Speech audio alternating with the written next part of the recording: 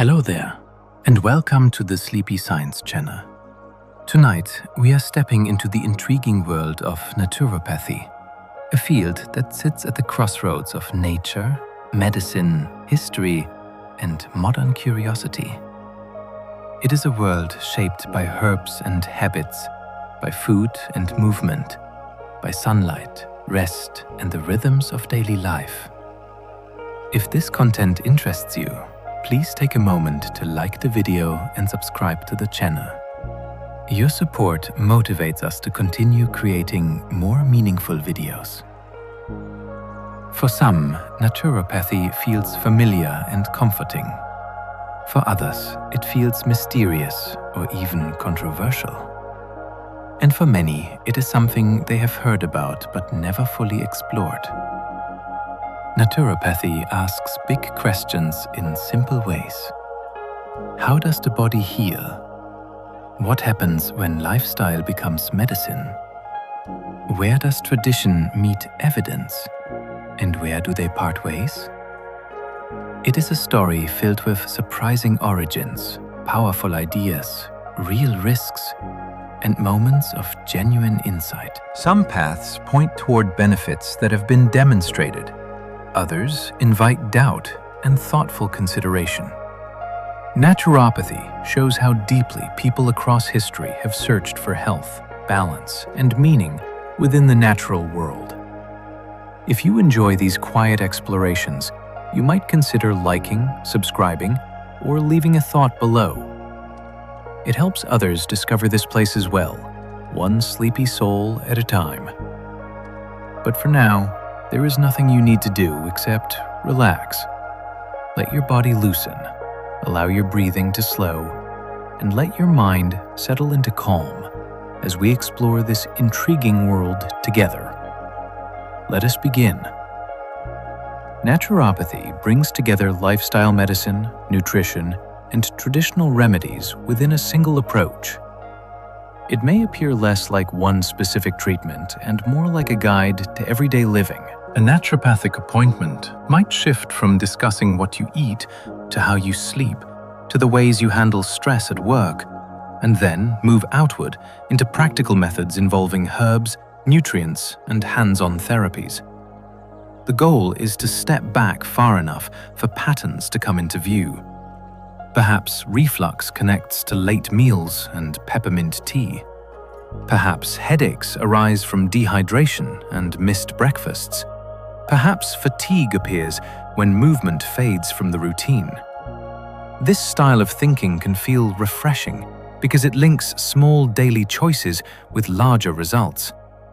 At the same time, it may feel overwhelming since everything seems connected. At its best, it turns health into a story you can gradually reshape, one chapter at a time, through practical steps that fit into real life. Some naturopaths teach breathing techniques that measurably slow heart rate. Breathing is one of the few body systems you can steer on purpose, and the body responds quickly. Slow, steady breathing can activate the vagus nerve and shift to balance toward rest and recovery. Many people can feel it within minutes. The shoulders drop, the jaw unclenches, the heart stops sprinting. A common technique is to lengthen the exhale because a longer exhale tends to calm the nervous system. Another is to breathe low and wide into the ribs rather than shallowly into the chest. Some practitioners pair this with a simple pulse check before and after. So the effect becomes visible, not mystical. It can be especially useful before sleep, before a stressful conversation, or during a wave of anxiety. The wonder is that you do not need equipment. You are carrying the tool with you all day. Used consistently, it can change how reactive the body becomes to everyday stress. Naturopathy's popularity surged in the 19th century alongside modern industrial medicine. This was a time when cities grew fast, factories reshaped work, and medicine itself was changing in dramatic ways. Many conventional treatments of the era were harsh, and hospitals could be frightening places. At the same time, people were surrounded by smoke, crowded housing, and new processed foods. Into that world stepped health movements that praised fresh air, bathing, whole foods, and physical culture. Naturopathy gathered energy from those currents. It promised a return to the body's resilience with practices that felt tangible and personal. It also spread through lectures, pamphlets, and early wellness communities, which made it accessible outside elite medical circles. Understanding this history adds depth to the modern conversation. It explains why the field carries both a hopeful spirit and a rebellious streak.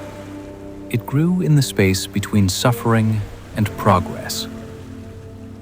Why people wanted care that felt humane. Naturopathy often prioritizes sleep, movement, and stress before supplements or herbs. This ordering can feel almost too simple until you notice how powerful it can be. Sleep changes appetite hormones and pain sensitivity. Movement helps regulate blood sugar and mood. Chronic stress reshapes attention, digestion, and immune signaling. When those pillars wobble, adding a supplement can be like painting a house with a cracked foundation. Some naturopaths start with routines that are surprisingly specific. Set a consistent wake time. Walk after meals. Build a wind-down ritual that actually fits your life. Reduce caffeine after midday. Pair that with food choices that are realistic and satisfying, not punishing. Only after those basics are steadier do they consider pills and powders, if they are needed at all. The appeal is that the treatment can become a lifestyle that keeps working long after the appointment ends. Herbal remedies can act like real drugs, and they can interact like them too. Plants are not just flavoring, they are chemistry. When you swallow a herb, your liver still has to process it. Your kidneys still have to clear it, and your receptors still respond to its active compounds. That is why some herbs can change how prescription medications behave. Some speed up the enzymes that break drugs down. Others slow those enzymes, which can raise drug levels higher than intended. There are also interactions with blood clotting, blood pressure, and sedation. This is not meant to scare anyone away from botanicals. It is meant to treat them with appropriate respect. The safest version of herbal care looks a lot like good pharmacy practice. Find out the active ingredients. Know the dose. Know your other medications. Tell your doctor what you're taking, even if it feels just natural. Responsible use turns a folk remedy into informed care. Mindfulness practices can reduce perceived pain intensity in some people. Pain is not just damage. It is an experience created by the nervous system, shaped by attention, emotion, and memory. Mindfulness does not deny pain. It changes the relationship to it. Instead of tensing against every sensation, a person learns to notice it with less panic and less prediction. That shift can reduce suffering even when the sensation is still present. Some people practice a body scan, moving attention slowly from toes to scalp. Others use a simple label like pressure, heat, pulling, then return to the breath. Over time, the brain can stop amplifying the signal with fear. That can mean fewer flare-ups, better sleep, and more willingness to move again. The fascination is that training attention can change pain pathways like tuning an instrument. It is not a cure for every condition, and it is not instant. For some, it is a powerful layer of relief that costs nothing and travels anywhere. Nutritional deficiencies can mimic illness, and correcting them can be dramatic. Sometimes, the body sends distress signals that look like a mysterious disease when it is really missing a basic building block. Low folate can leave you foggy and drained. Too little iodine can slow metabolism and chill the body from the inside. Inadequate vitamin C can affect gums and bruising in ways that feel alarming. Even a mild shortage can change mood, stamina, and concentration, because cells cannot run their chemistry on an empty pantry. The fascinating part is how quickly the story can change once the missing piece is found. Energy can return. Sleep can deepen. Exercise can stop feeling like wading through mud. This is why careful assessment matters, because guessing can waste months. When the right deficiency is identified, the fix can feel almost like flipping a hidden switch that you did not know existed. Vitamin B12 deficiency can imitate dementia symptoms in severe cases. A shortage of this vitamin can quietly disrupt the nervous system, and the signs can be deeply unsettling. People may struggle with memory, attention, and word finding. They might feel unsteady on their feet or notice tingling and numbness in hands and feet. Mood can shift too, with irritability or low spirits that seem to arrive out of nowhere. What makes this so striking is that the symptoms can resemble serious neurological disease, yet the root problem can be treatable when caught in time. The vitamin is crucial for healthy nerve function and normal blood cell formation. Risk rises in certain situations, like strict vegan diets without supplementation, stomach surgery, and some conditions that impair absorption. The takeaway is not fear. It is awareness. If troubling symptoms appear, asking about this vitamin can be a surprisingly important step. Iron deficiency can cause fatigue even before anemia appears in blood tests. The body uses iron to move oxygen and to power cell energy systems. So, low stores can feel like running a phone on a dying battery. You might wake tired, then find your focus fading by mid-morning. Exercise can feel harder than it should, even with decent sleep. Some people notice restless legs at night or a pounding heart on stairs. What surprises many listeners is that standard screening can miss the early stage. Hemoglobin may still look normal, while iron stores are sliding downward. That is why clinicians sometimes check ferritin, which reflects storage. The reasons for low iron can be practical and varied, including heavy menstrual bleeding, frequent blood donation, low intake, or absorption problems. When the cause is found and addressed, the return of stamina can feel like reclaiming a part of yourself you forgot was possible. Botanical medicine draws on pharmacology because plants contain active molecules. Walk through a garden, and you are also walking through a library of chemicals. Plants cannot run away, so they defend themselves with compounds that deter insects, fight fungi, or signal danger. When humans use botanical medicine, they are borrowing that chemistry. The fascinating twist is that a plant remedy is rarely one single ingredient. It is often a mixture with multiple compounds acting together, sometimes gently and sometimes powerfully. That complexity can be helpful because it may hit more than one pathway at a time. It can also make dosing harder because growing conditions, harvest time, and preparation methods change what ends up in the final product. This is why the best practitioners talk about botanicals with the same respect they give to pharmaceuticals. They ask, what is active? What is the likely effect? And what might go wrong in the wrong person?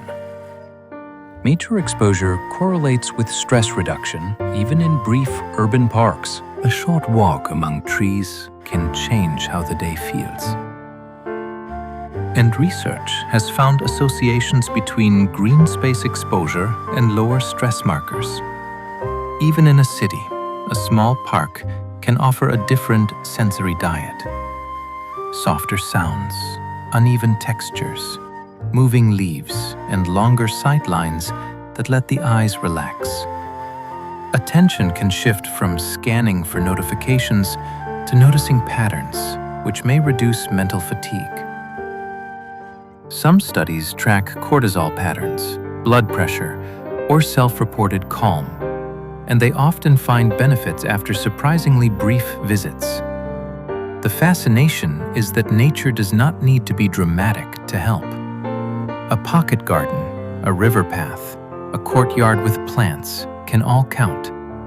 This is not about pretending stress disappears. It is about giving the nervous system a different input stream, one that signals safety more often than urgency. Nature exposure also nudges behavior. People walk longer, breathe deeper, and spend less time sitting. Those changes add up, and they do it quietly, without requiring motivation speeches. Food intolerances are often confused with allergies, but they are not identical. An allergy is an immune alarm that can escalate quickly, sometimes with hives, swelling, and breathing trouble. An intolerance is usually slower, more dose-dependent, and often centered on digestion.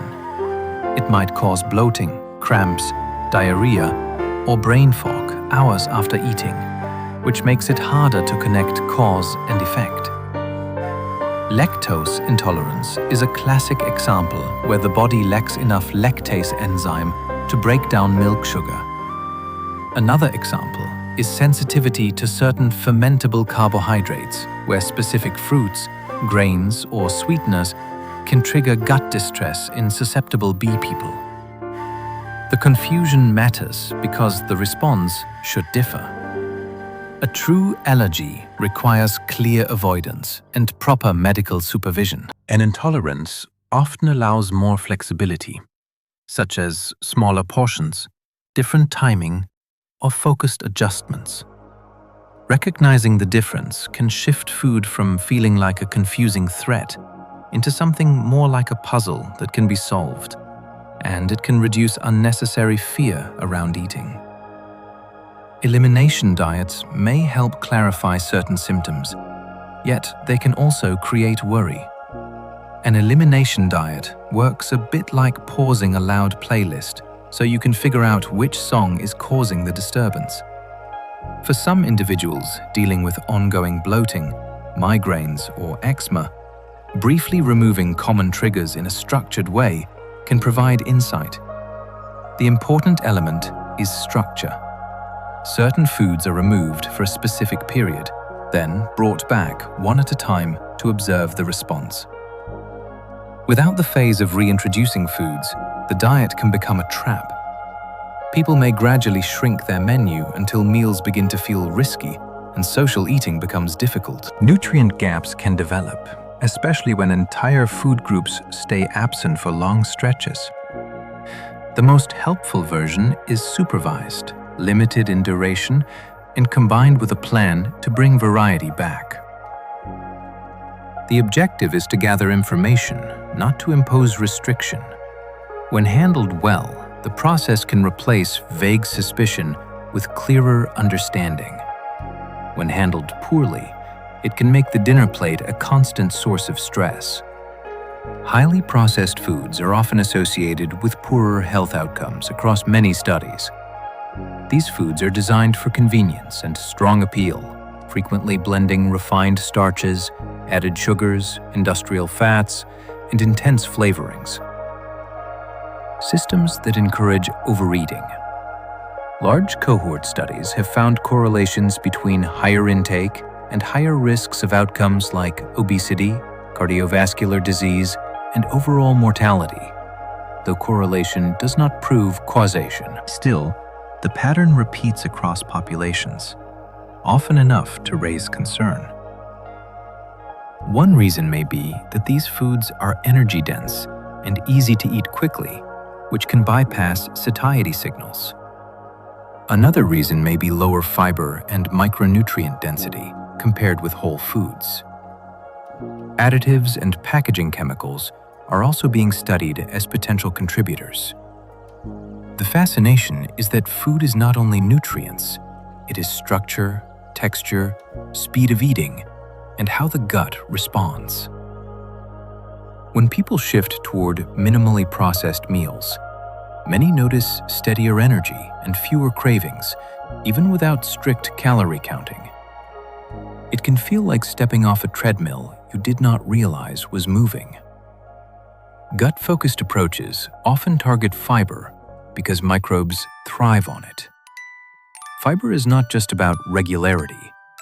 It is food for the microbial community living in the colon, and those microbes produce compounds that influence gut lining health and inflammation. When fiber intake is low, certain helpful bacteria struggle, and the ecosystem can tilt in less desirable directions.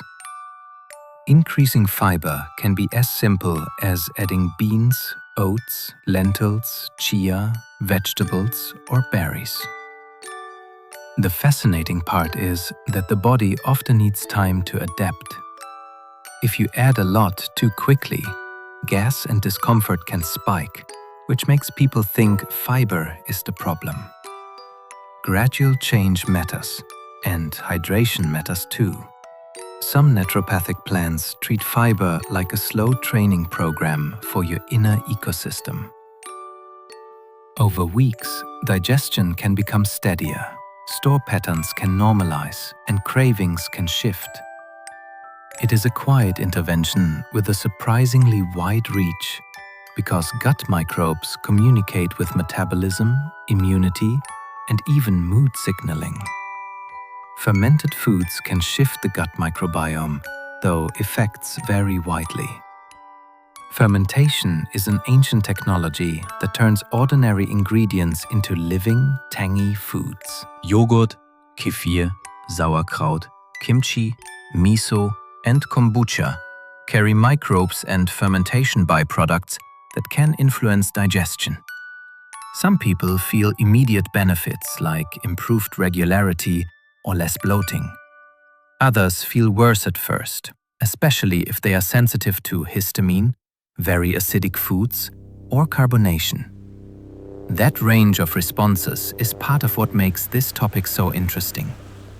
Two people can eat the same spoonful of kimchi and have completely different outcomes because their starting microbiomes and immune responses differ. There is also the issue of product variation. Homemade ferments, refrigerated ferments, and shelf-stable versions are not identical in microbial content.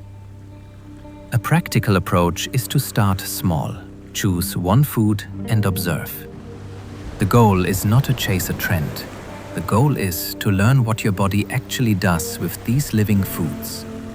Probiotic strains differ, so one probiotic is not the same as another. The word probiotic sounds like a single product category, but it is more like the word dog. A Chihuahua and a Husky are both dogs, yet they do very different things. Probiotics work the same way. Different strains have been studied for different outcomes, from antibiotic-associated diarrhea to certain irritable bowel patterns. Some strains are better at surviving stomach acid. Others are better at interacting with immune cells in the gut. This is why a random high-dose capsule does not guarantee results. It may be the wrong strain for the goal, or it may not be viable by the time it reaches you. Storage and expiration matter, and so does the form.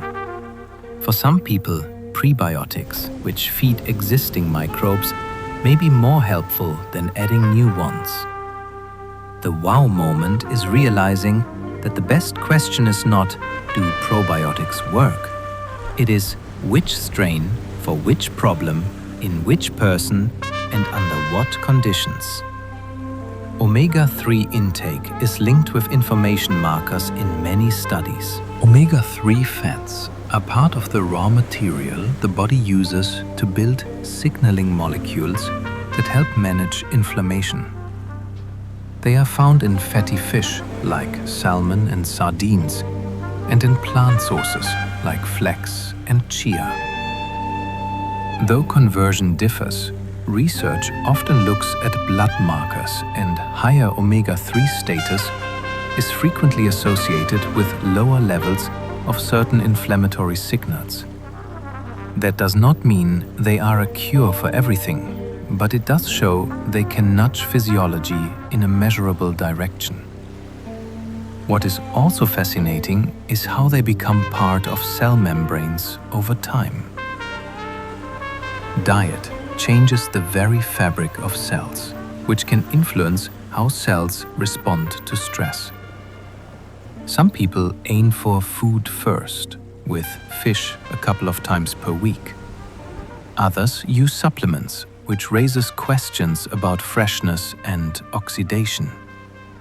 The most compelling part is that this is not a trendy molecule. It is a basic ingredient in the body's communication system. High sodium diets can raise blood pressure even without obvious symptoms. Blood pressure can climb silently, which is why sodium is such a sneaky character in the nutrition story. Many people do not feel any different as pressure rises, yet the strain on blood vessels accumulates over years. Sodium affects fluid balance, so more sodium can mean more volume in the bloodstream, which can push pressure upward. The surprising part is that the main source of sodium is usually not the salt shaker. Instead, it often comes from packaged or restaurant foods where sodium is hidden in bread, sauces, soups, and snack items. Some individuals react more strongly to salt than others, and factors such as genetics, age, and kidney health can influence that sensitivity. What makes this topic feel empowering is how observable it is.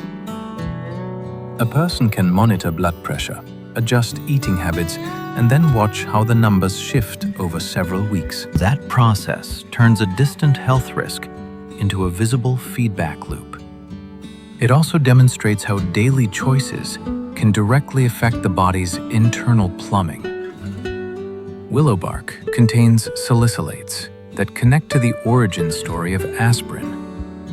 Long before modern pills existed, people observed that willow could help ease pain and reduce fever.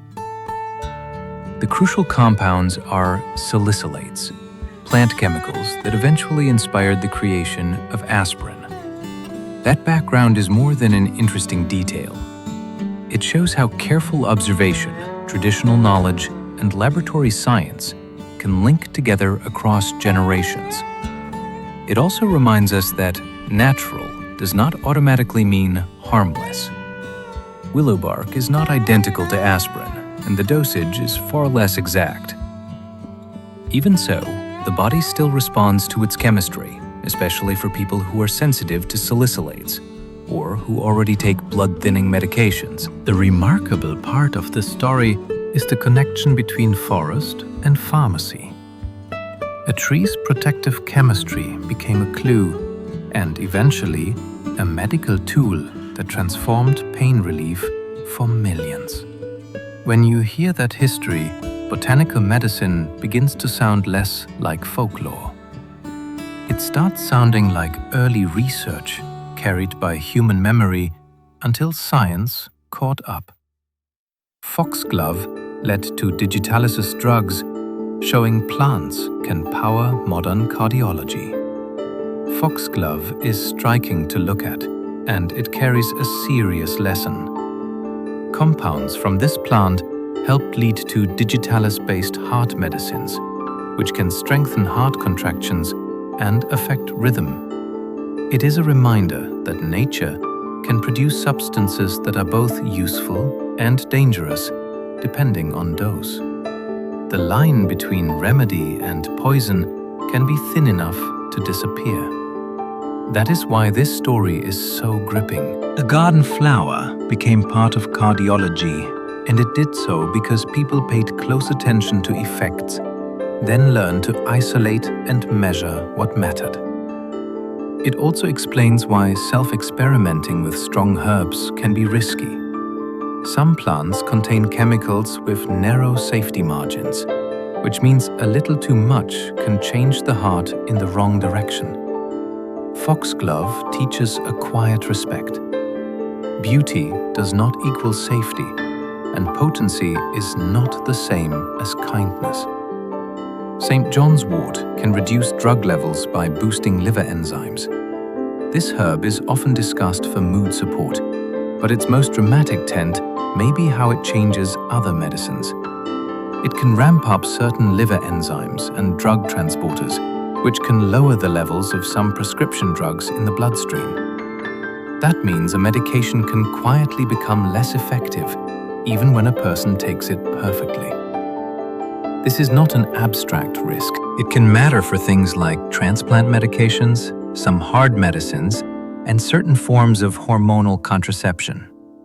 The fascinating part is that the herb is not attacking those drugs. It is speeding up the body's clearance systems, like turning up the speed on a conveyor belt. This is why careful clinicians ask about supplements with the same seriousness as prescriptions. A person might say it is just an herb. The body replies, it is still chemistry. When that point lands, herbal medicine becomes more real and more responsibly handled. Grapefruit can increase drug levels because it slows certain drug breakdown pathways. One breakfast fruit can behave like a switch in the liver and intestines. Grapefruit contains compounds that inhibit enzymes involved in breaking down many medications. When those enzymes are slowed, a standard dose of a drug can act like a higher dose because more of it reaches the bloodstream. The surprising part is how uneven this can be. For some medicines, the effect is minor. For others, it can be significant enough to raise side effect risk. Even the timing can matter, because the enzyme effect can last beyond the meal. This is a perfect example of how food and medicine are not separate worlds. They meet in the same digestive tract, and they compete for the same processing tools. It also shows why labels and pharmacist advice are not fussy details. They are practical safety rails. Sometimes the most important health choice is as simple as choosing a different fruit. Licorice root can raise blood pressure in susceptible people. Licorice has a sweet, nostalgic reputation, yet the physiology behind it can be surprisingly intense. Certain compounds in licorice can affect hormone-like pathways that influence sodium retention and potassium balance. In some people, that shift can raise blood pressure and cause swelling, headaches, or muscle weakness. The effect is not guaranteed, and it depends on dose, duration, and individual sensitivity. That is what makes it such a useful cautionary tale. An herb can feel comforting, and it can still push the body in a direction you do not want. It also highlights a hidden detail. Not every licorice product is the same, because some are processed to remove the most problematic compounds. A thoughtful practitioner knows the difference and asks about existing hypertension, heart disease, and medication use. The larger lesson is simple. Herbs deserve the same respect as strong foods and drugs because they can change core body systems. Kara has been linked to liver injury, especially with poor quality extracts. Carver is used in some cultures as a ceremonial calming drink, and it also appears in modern supplements for relaxation. The complicated part is safety. There have been reports linking some Carver products to liver injury, with risk thought to be higher when extracts are poorly made, contaminated, or prepared from the high air. Wrong plant parts. This has led to warnings and restrictions in some places, and to careful debate about what forms are safest. The story is compelling because it shows how tradition and mass production can collide. A preparation made in a community with known methods is not the same as a concentrated capsule from an unknown supply chain. It also shows why more potent is not always better. Concentration can amplify both effects and risks. A careful approach means checking product quality, avoiding alcohol mixing, and being cautious with existing liver disease. Kaver's lesson is that calming should not come at the cost of harm. Ephedra was restricted after serious cardiovascular harms were reported. Ephedra became famous in modern times as a weight loss and energy supplement because it can stimulate the nervous system. That stimulation can raise heart rate and blood pressure, and it can increase the risk of dangerous events in susceptible people. Reports of strokes, heart attacks, and sudden death helped drive regulatory actions in several countries. The reason this matters for neuropathy is not just history.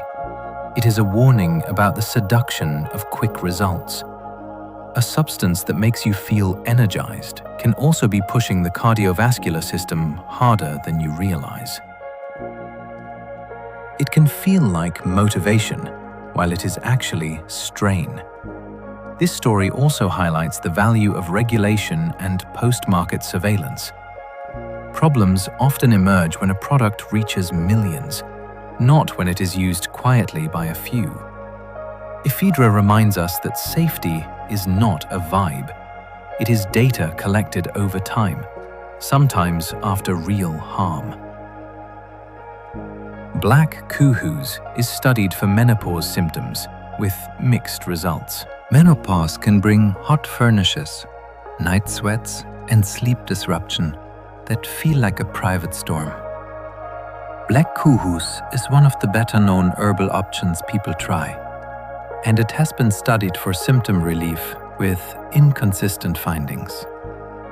Some trials show benefit for some people. Others show little difference from placebo.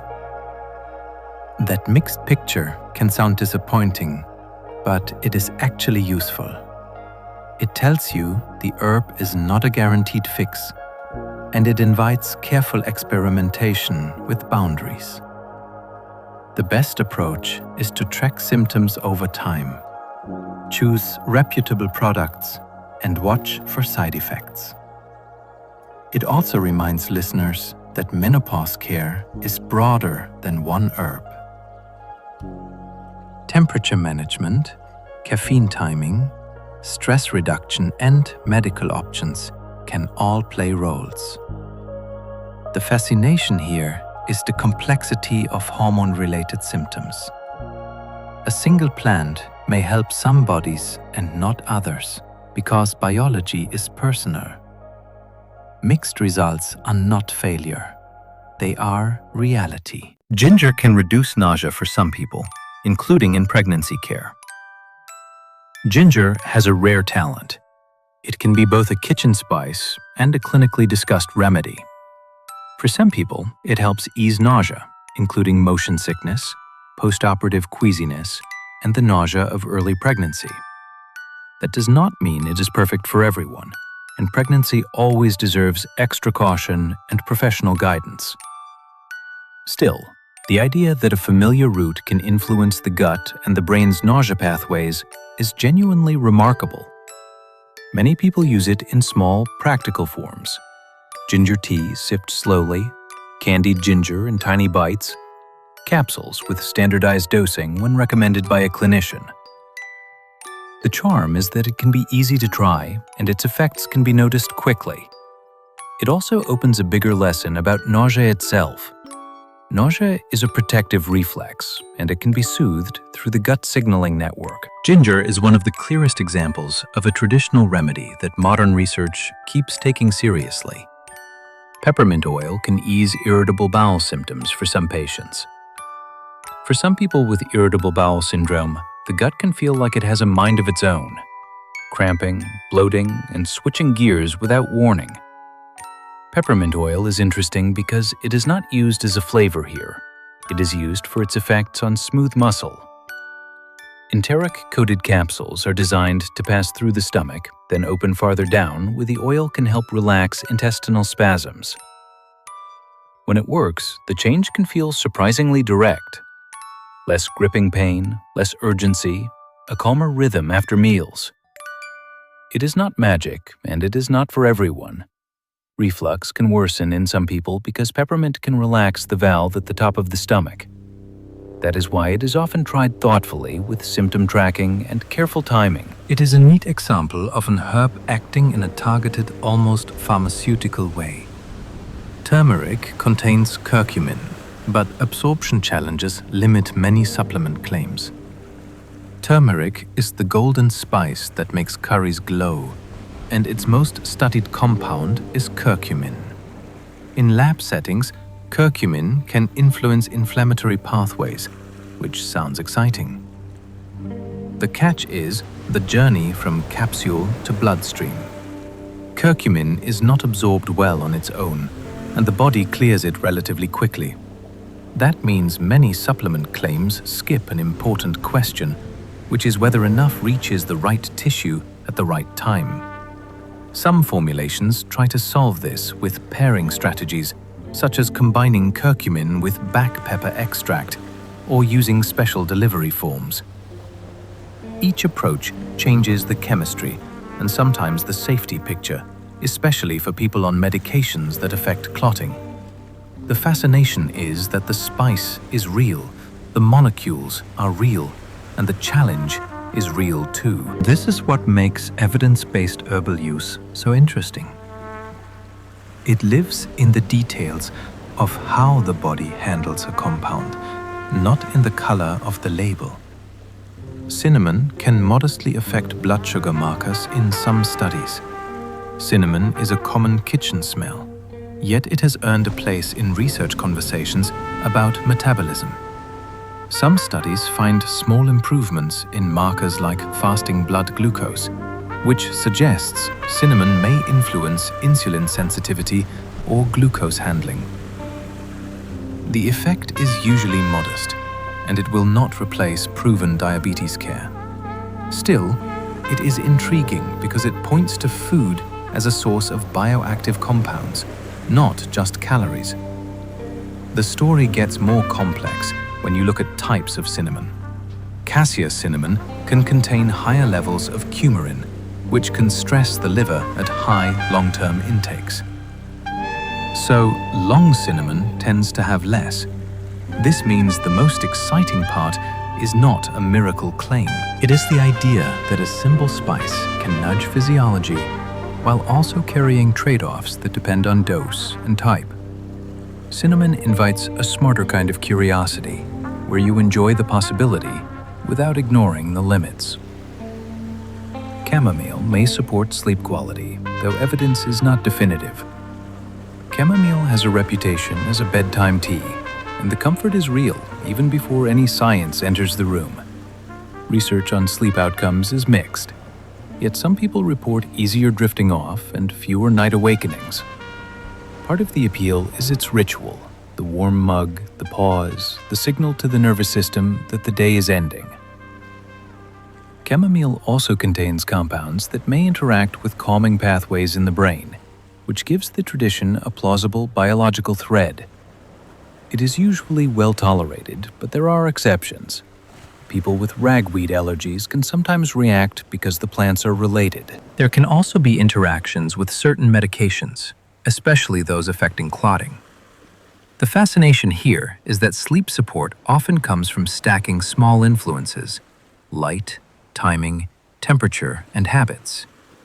Chamomile can be one soft piece in that larger puzzle, and it works best when it is part of a whole sleep plan rather than a last-minute rescue. Valerian has mixed evidence, and it can cause morning grogginess. Valerian is one of the most talked about sleep herbs, and its story is full of contrasts. Some studies suggest benefits for falling asleep or sleep depth. Others find little difference from placebo. That mixed evidence matches many people's experiences. For some, it feels like a helpful nudge towards sleep. For others, it does nothing, or it leaves them foggy the next morning. That grogginess matters because the go is restorative sleep, not sedation that lingers into the day. The herb has a distinctive smell, which some people love and others cannot tolerate. It can also interact with other sedating substances, including alcohol and certain medications. The most sensible way to think about delirium is as a trial with boundaries. Start low. Try it on a night without early obligations. Notice your next morning mind and body. Its fascination is not in certainty. It is in how differently nervous systems can respond to the same plant chemistry. Echinacea research is inconsistent, especially for preventing common colds. Echinacea sits at the center of a popular hope, which is that an herb can prevent colds before they begin. The research has been mixed, partly because echinacea is not one standardized thing. Different species, different plant parts, different extraction methods, and different doses can all change results. Some studies suggest small benefits in cold duration or symptom severity. Others show no meaningful effect. That inconsistency can feel frustrating, yet it teaches an important lesson about herbal research. If the product varies, the outcome varies. It is also a reminder that immunity is not like a light switch you flip on. It is a complex system that must fight threats without overreacting. For some people, echinacea can trigger allergic reactions, and it may not be suitable for everyone with autoimmune concerns. The more interesting story is not a promise of cold-proof living. It is how an herb becomes a test case for what evidence means in the world of botanicals. Saw palmetto has weak evidence for prostate symptoms in major reviews. Saw palmetto is often marketed for urinary symptoms linked to benigning prostate enlargement, and many men tried it, hoping for easier nights and fewer or urgent trips. Large reviews have generally found that it does not outperform placebo in a convincing way, which is a sobering result given its popularity. That does not mean everyone who takes it is imagining benefits. Symptoms naturally fluctuate, and expectation effects are powerful. The deeper fascination is what this reveals about real-world health decisions. A remedy can be widely used, widely discussed, and still fail the strongest tests we have. That gap matters because urinary changes can also signal other issues that need medical evaluation. A careful approach means treating persistent symptoms as information, not inconvenience. If someone wants to try saw palmetto, the best version of that choice is informed and time-limited with clear tracking. The goal is not belief. It is clarity about what helps, what does not, and when to seek proper assessment. Berberine can affect glucose metabolism, but dosing and safety need care. Berberine is a bitter plant compound found in several herbs, and it has drawn attention for effects on blood sugar and lipids in some studies. People sometimes compare it to common metabolic medications, which shows how seriously it is being discussed. The key is that natural does not mean casual. Berberine can cause digestive upset, and it may interact with medications in ways that matter. It also raises practical questions about product quality because supplements can vary widely in purity and dose. The most compelling part is the way berberine highlights a middle space between herbalism and pharmacology. It is not a folk tea. It is a bioactive compound that can shift measurable markers. That means it deserves the same mindset as a drug trial. Who is it for? What is the target? How will you measure change? What side effects will make you stop? Used thoughtfully with medical guidance, it can be part of a serious plan. Used casually, it can become a problem disguised as a shortcut. Ashwagandha can influence thyroid labs in some cases. Ashwagandha is often used for stress support, and some people report feeling calmer or sleeping better with it. The intriguing twist is that it has been linked in some reports to changes in thyroid hormone levels. For a person with hypothyroidism, that might sound appealing. For someone with hypothyroidism or thyroid sensitivity, it could be risky. The thyroid is a small gland with a big job, setting the pace of many body systems. When its signals shift, heart rate, heat tolerance, anxiety, and sleep can shift too. This is why supplements that affect thyroid labs deserve careful handling and lab monitoring when appropriate. It is also why symptoms alone can be misleading. Feeling more energetic might be a good sign, or it might be a warning. Ashwagandha becomes a reminder that herbs can reach deep into endocrine systems and that those systems are interconnected. Responsible use means knowing your baseline, respecting dosage, and involving a clinician when thyroid issues are part of your health story. Magnesium can help constipation, but it can also cause diarrhea. Magnesium sits in a sweet spot where a single mineral can change how the gut moves. Certain forms draw water into the intestines, which can soften stool and help relieve constipation. For someone who has felt blocked for weeks, that relief can seem quick and almost remarkable. The challenge is that the same process can overshoot, leading to loose stools, cramping, and sudden urgency. The outcome depends on the form used, the dose taken, and the person's baseline digestion. That makes magnesium a less precise tool. Some individuals respond better to a smaller amount taken in the evening.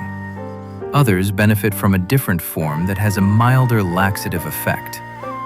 It is also a reminder to look at the root causes of constipation, such as low fiber intake, dehydration, medication side effects, or limited movement.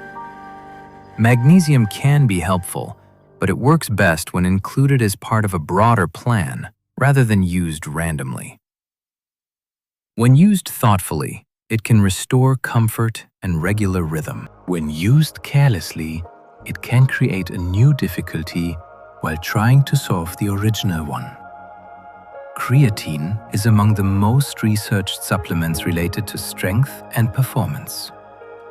Creatine is interesting because it carries a reputation tied to gym culture. Yet, it is also a natural molecule already present in the body. It supports the regeneration of energy during short, intense efforts such as sprinting, lifting weights, or climbing stairs in quick bursts. Research has repeatedly shown that it can enhance strength and power for many people when combined with training. It is also generally well tolerated at typical doses in healthy individuals, which is one reason it has been examined so extensively. The deeper story is that creatine is not only about athletes. It has been explored in older adults where maintaining muscle can support independence and reduce injury risk. That makes it a supplement with a surprisingly broad narrative. It is still not for everyone, and people with kidney disease should be cautious and seek medical advice. Still, its evidence base stands out in a marketplace filled with hype.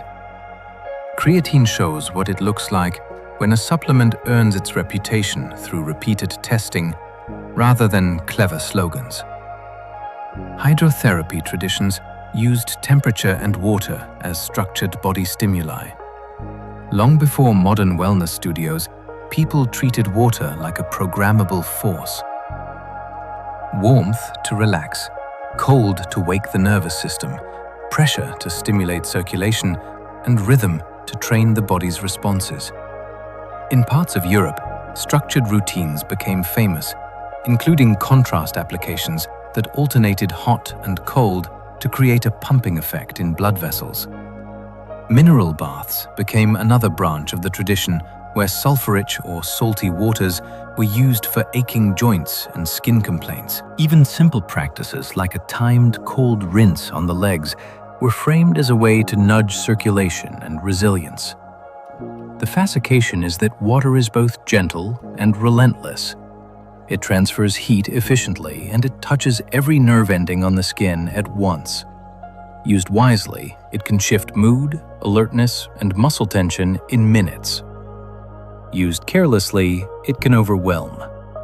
Hydrotherapy is a reminder that the body reads temperature like a language, and it answers with real physiology. Using a sauna has links to cardiovascular outcomes in large observational studies. Step into a sauna, and your body responds as if it has begun a controlled workout.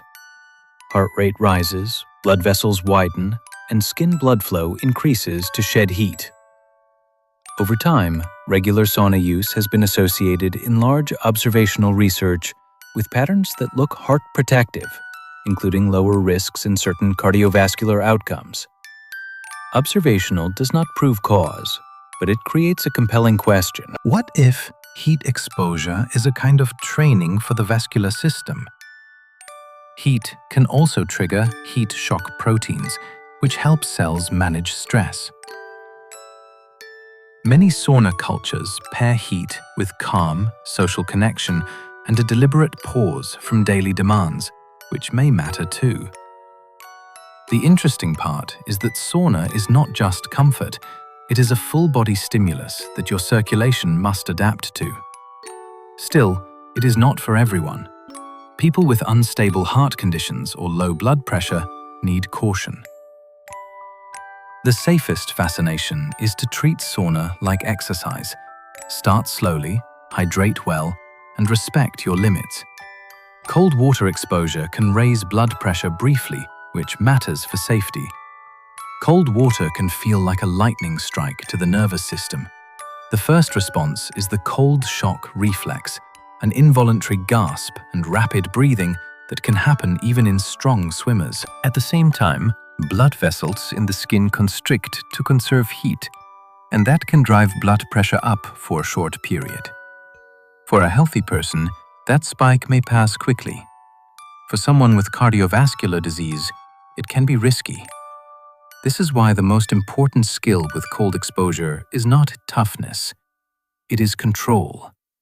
Enter slowly when possible. Focus on long exhales to steady breathing. Keep sessions short and stop if you feel dizzy or overwhelmed. The fascination is that cold is a powerful teacher. It shows you how quickly the body can shift gears from rest to alarm. When approached with care, it can build the sense of resilience. When treated like a dare, it can become dangerous in seconds. Massage can reduce anxiety and pain perception even when tissue changes are small. Massage is often pictured as a luxury, yet its effects can be surprisingly practical. The hands-on pressure can lower perceived stress, soften muscle guarding, and change how the brain interprets discomfort. Sometimes the most meaningful change is not in the tissue itself. It is in the nervous system's volume knob. When the body feels safe, breathing slows, the jaw unclenches, and pain signals are less likely to be amplified by threat. Some people notice better sleep that night. Others feel a clearer mood, as if the mind has more space. Massage can also support recovery after training by reducing soreness perception and improving range of motion, even if muscle fibers are still repairing in the eye area. The fascinating detail is that touch is a biological signal, not only a sensation.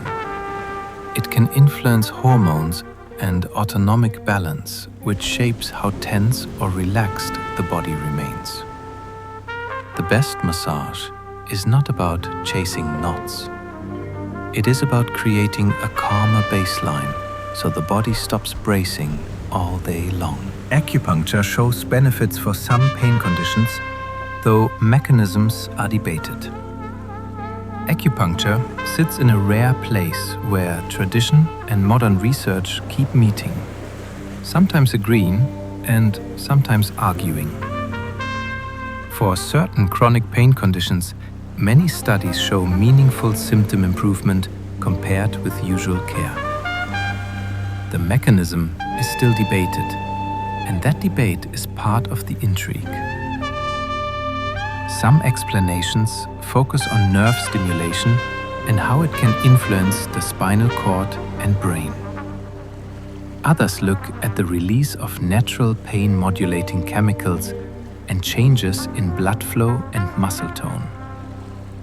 Researchers also wrestle with the question of sham acupuncture because even minimal needling or touch can create a response that makes it hard to separate technique from context.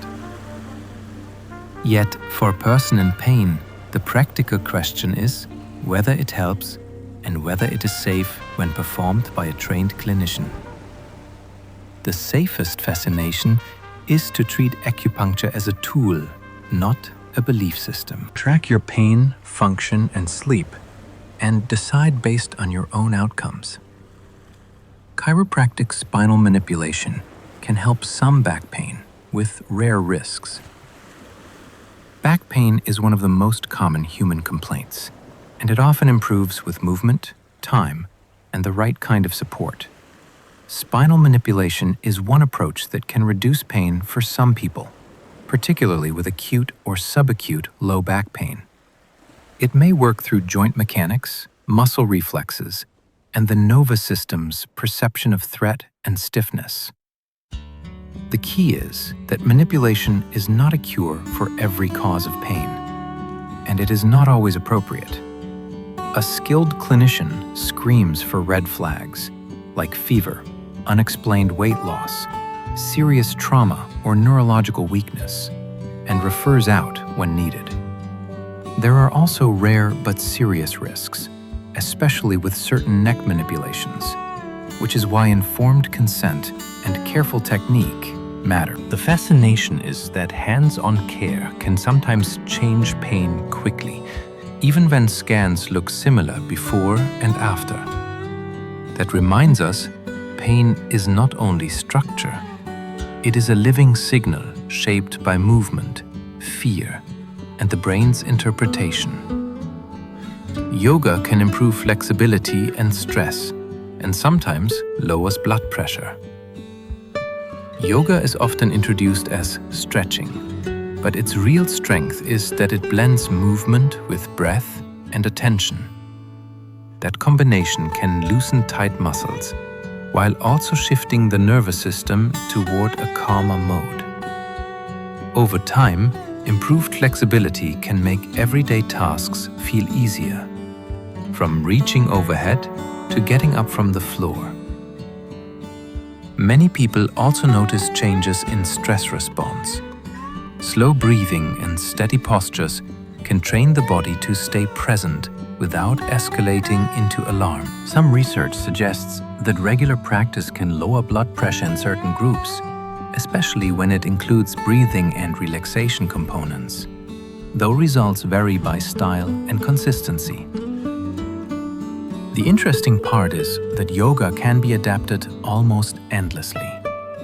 Chair-based practices exist for limited mobility. Stronger flows exist for athletes. The best entry point is the one you will repeat. Done safely, yoga becomes a practice of capacity, not contortion.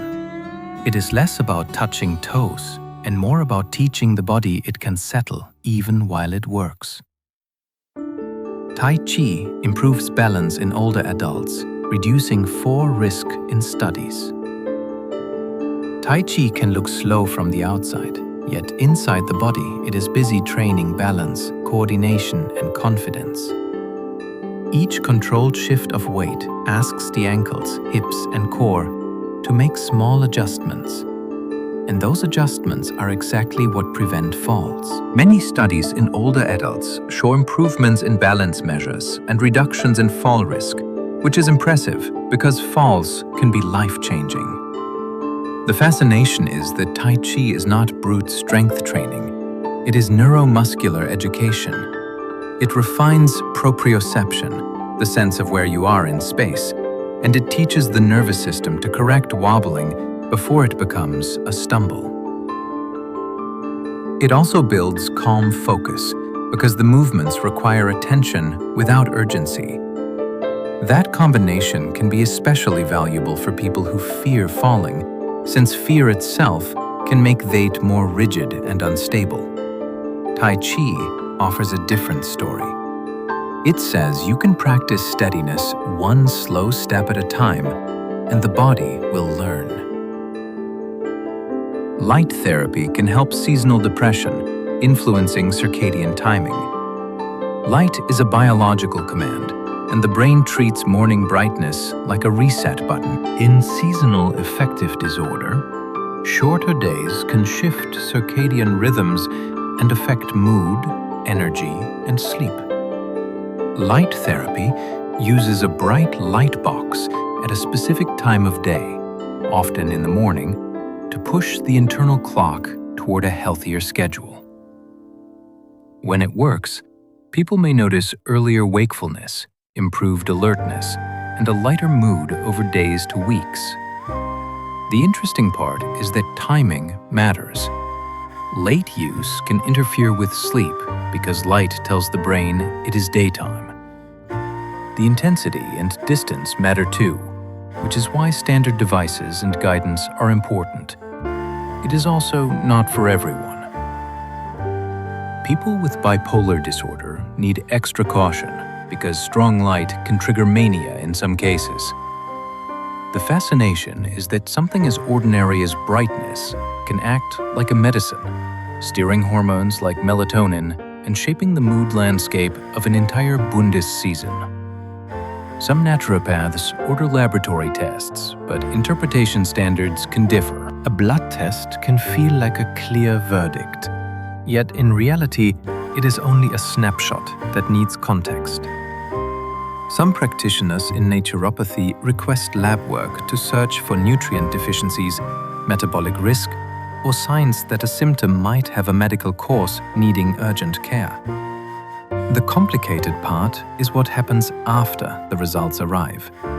Different clinicians may rely on different reference ranges, define different optimal levels, and interpret a borderline value in very different ways.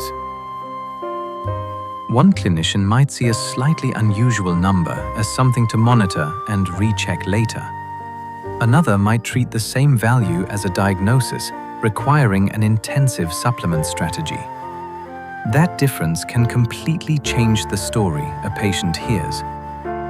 The most interesting aspect is that interpretation is where scientific data meets professional judgment. Factors such as timing, recent illness, fasting status, or even heavy exercise can shift results. A cautious approach is to ask why a test was ordered, what decision it is meant to guide, and how the result will be verified over time. Too much testing can produce false alarms because normal ranges include the edges of variation.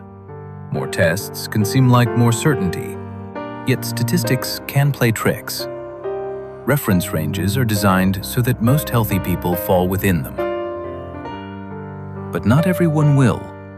If enough tests are run, it becomes increasingly likely that at least one result will fall outside the range purely by chance. Even when nothing is truly wrong, that single, unusual number can spark anxiety, repeat testing, and a chain of unnecessary supplements or restrictive diets. It can also pull attention away from the real issue, such as chronic sleep loss or a side effect from medication. The wonder here is that medicine is not only about finding signals, it is about distinguishing signal from noise. Good clinicians choose tests like tools, not like lottery tickets. They ask what outcome the test will change and what the next step would be if it is abnormal. Overtesting can also create a new identity, the person who is always abnormal, when they are simply human. Knowing this can make you calmer and smarter when a random lab value looks scary. Adrenal fatigue is not a recognized diagnosis despite being widely marketed.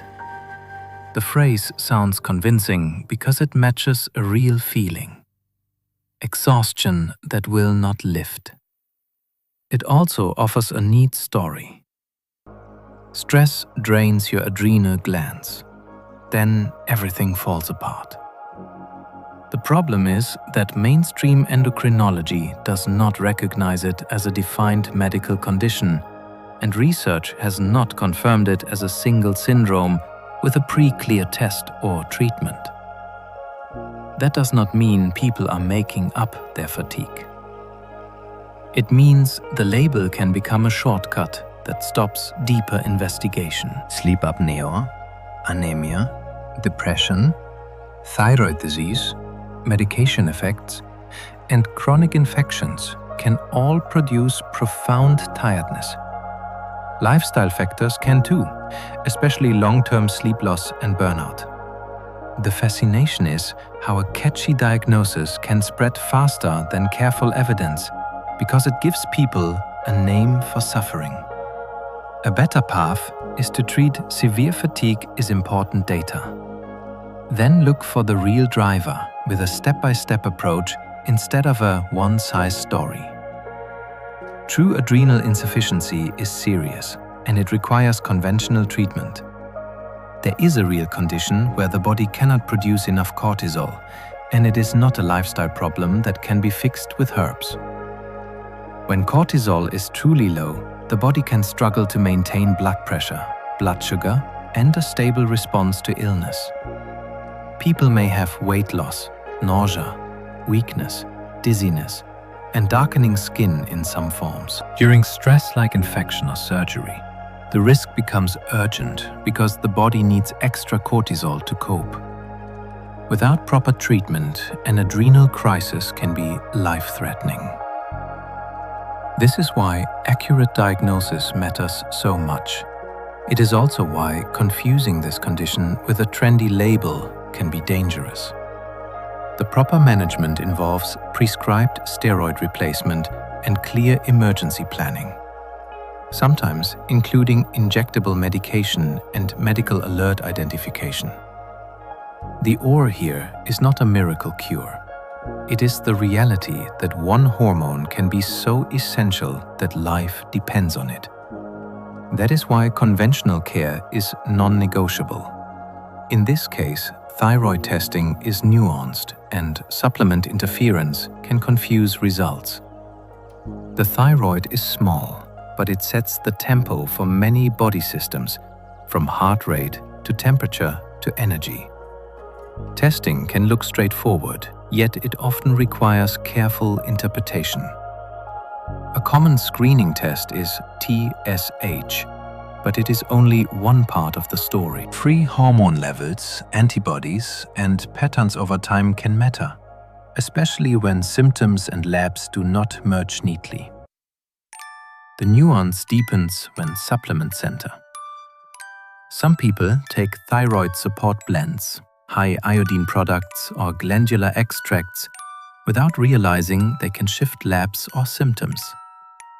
Even non-thyroid supplements can interfere with assays, which can create confusing results that look like disease progression or improvement. The fascinating part is that lab numbers are not pure truth. They are measurements filtered through biology, timing, and chemistry.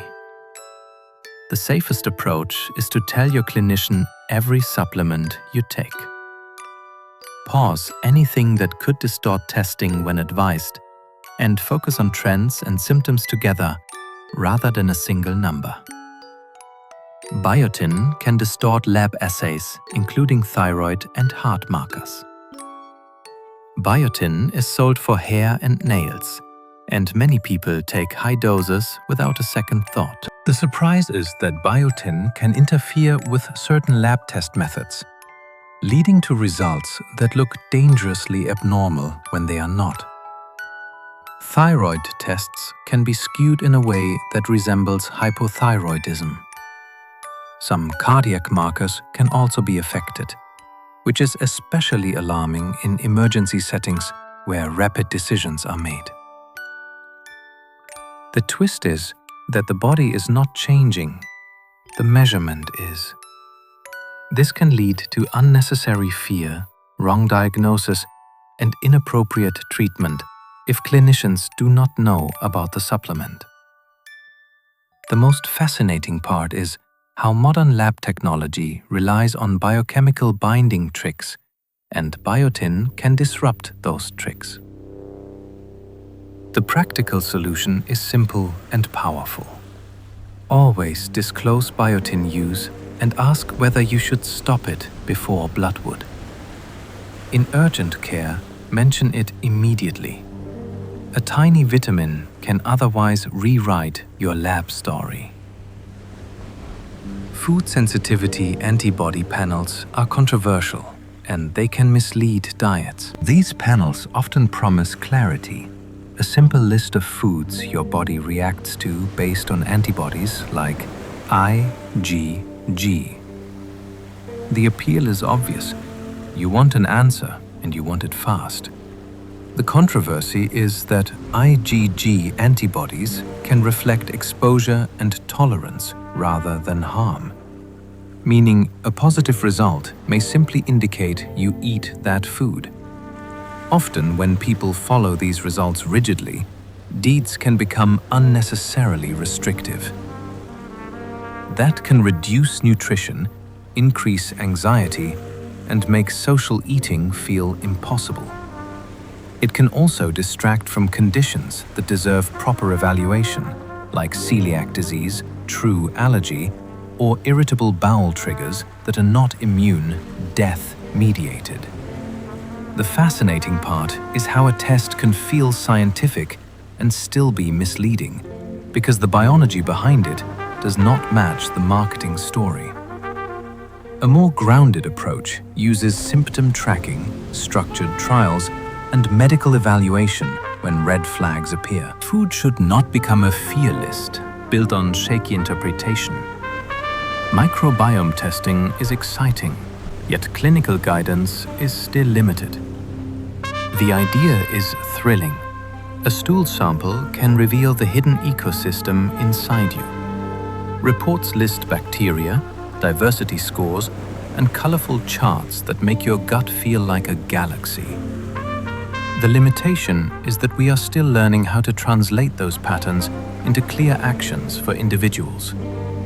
Two healthy people can have very different microbiomes. A single sample can shift after travel, illness, or antibiotics. Even the same lab can yield different results depending on methods and reference databases. That means many recommendations are still general, like eating more fiber-rich plants or reducing ultra-processed foods, rather than precise strain-by-SC strain prescriptions. The fascination is that this field is young and it is moving fast.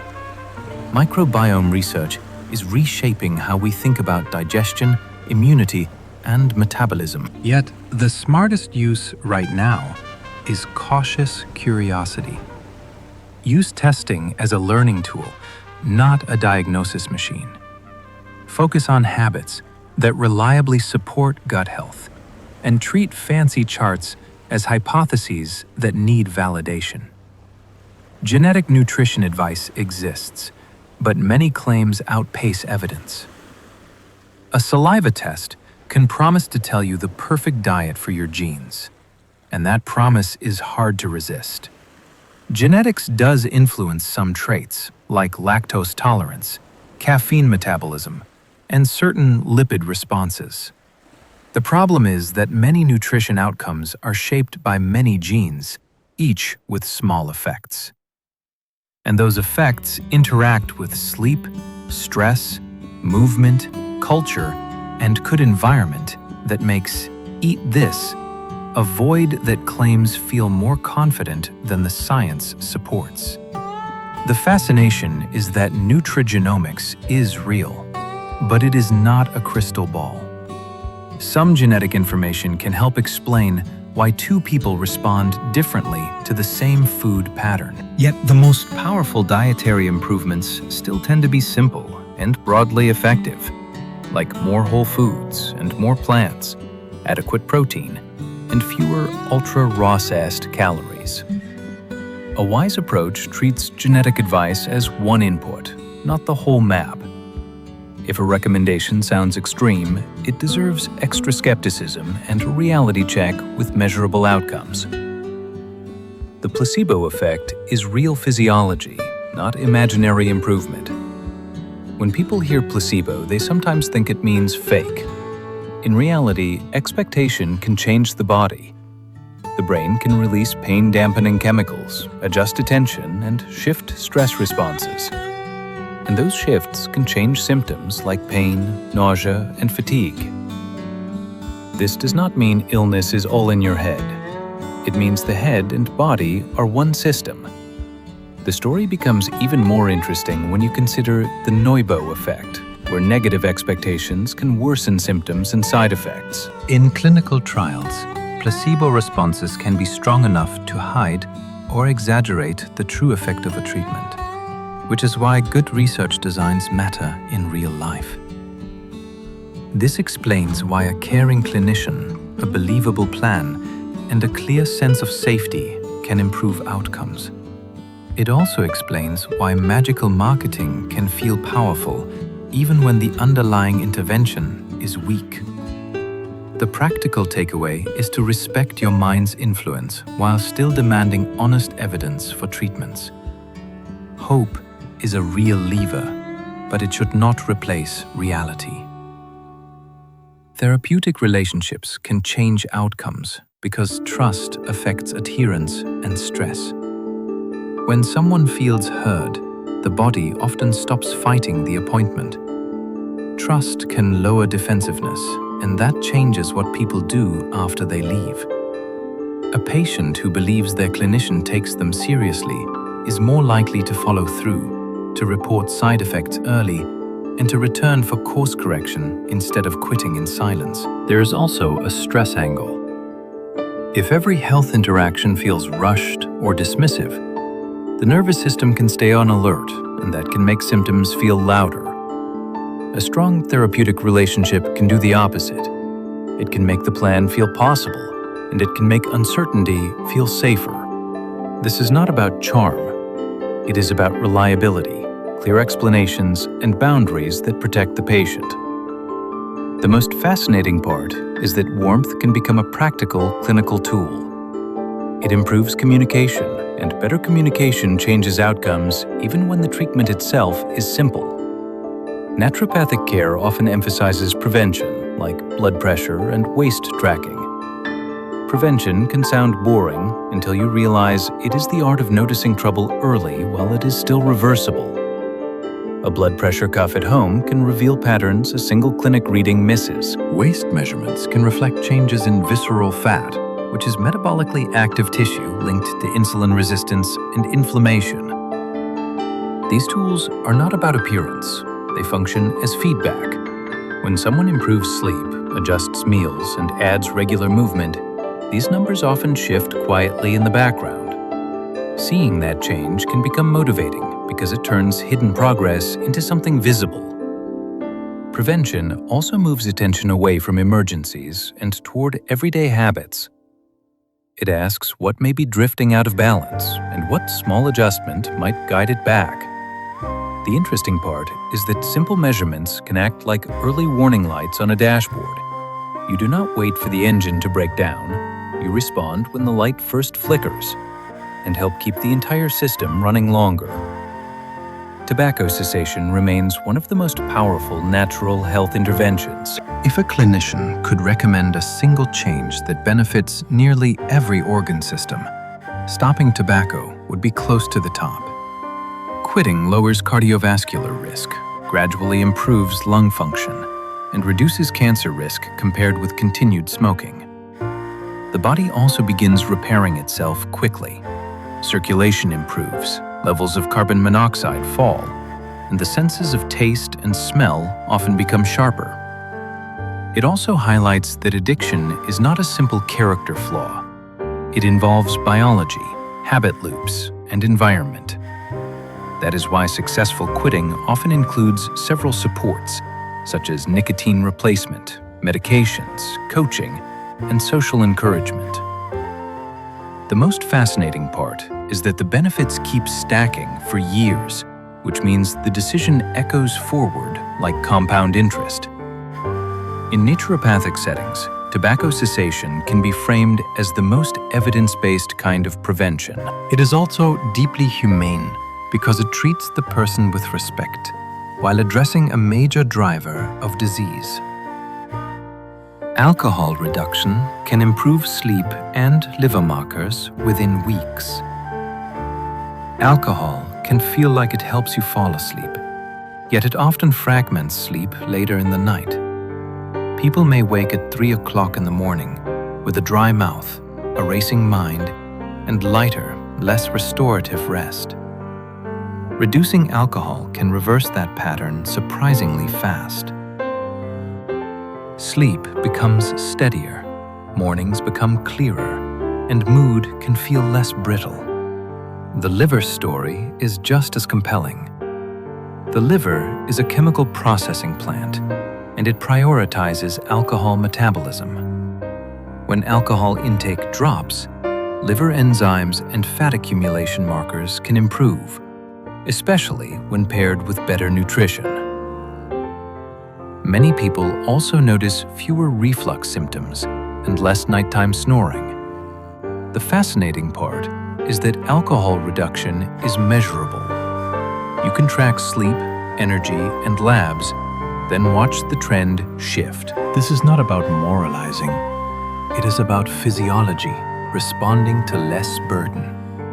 Even small changes like alcohol-free weekdays or smaller servings can create a noticeable difference in how the body recovers. Regular strength training protects aging bones better than most supplements. Bones are not dead scaffolding. They are living tissue that remodels in response to force. Strength training applies that force in a controlled way, telling bones they are needed and encouraging them to maintain density. It also strengthens muscles, tendons, and balance, which reduces fall risk, and falls are where fractures often happen. Supplements can help in specific deficiencies, but they cannot replace mechanical loading. The fascinating part is how adaptable the body remains. Even later in life, resistance training can build meaningful strength, improve posture, and make everyday tasks easier. The program does not have to be extreme. Squats to a chair, loaded carries with light weights, and gradual progression can be enough to start. This is why many prevention-focused clinicians treat strength work like a cornerstone habit. It protects mobility, confidence, and independence. In a way, it is future-proofing the body, one repetition at a time. Sunlight helps set circadian rhythm, but skin cancer risk needs balance. Morning light is like a conductor raising a baton. It tells the brain that day has begun, which helps set the timing of alertness, appetite, and melatonin release later at night. People who get outdoor light earlier often find it easier to fall asleep on schedule. The twist is that sunlight is also ultraviolet radiation, and cumulative exposure can damage skin and raise cancer risk. That means the most useful approach is not fear or worship. It is strategy. Seek brighter light when the sun is lower and the UV index is safer. Use shade, clothing, and sunscreen when UV is high. Protect children's skin because early burns can have long-term consequences. The fascination is that light is both medicine and hazard, depending on dose and timing. When you treat sunlight like a tool, you can use it to improve sleep and mood while still protecting the skin that carries you through your whole life. Dental health links to systemic inflammation, making flossing surprisingly relevant. The mouth is not separate from the body. It is a living surface full of blood vessels, immune cells, and a dense microbial community. When gums are inflamed, that information can spill into the bloodstream as chemical signals, and the bacteria involved can enter circulation during brushing or dental procedures. Periodontal disease has been associated with higher risks of certain systemic conditions. Though association is not the same as cause, still, the mouth can act like a chronic irritant, and reducing that burden makes physiological sense. The fascinating part is how small routines matter. Flossing disrupts plaque where a toothbrush cannot reach. Regular cleanings catch problems early before deep pockets form. Bleeding gums are often treated as normal, but they are a signal like smoke from a small fire. Dental care becomes a form of prevention that is tangible and immediate. It is also empowering, because it is one of the few health systems you can influence every day in under 2 minutes. Indoor air quality can affect asthma triggers, especially dust mites and mold. You breathe thousands of times a day, which means your indoor environment becomes a constant exposure. For people with asthma or allergies, tiny particles can act like invisible switches, setting off cough, wet tightness. Dust mites thrive in bedding and soft furnishings, especially in humid conditions.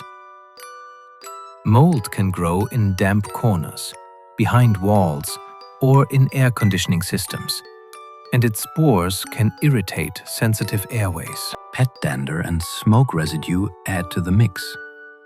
The fascinating part is that symptom control can sometimes improve without changing medications, simply by changing the air. Washing bedding hot, using allergen covers, reducing indoor humidity, and improving ventilation can reduce triggers.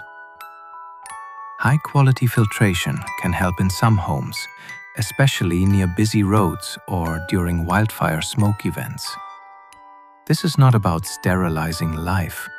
It is about reducing the constant background irritation that keeps airways reactive. When breathing becomes easier, sleep and energy often follow. Cooking methods change food chemistry, like charring increasing some carcinogens. Heat transforms food, and that transformation can be delicious and risky at the same time.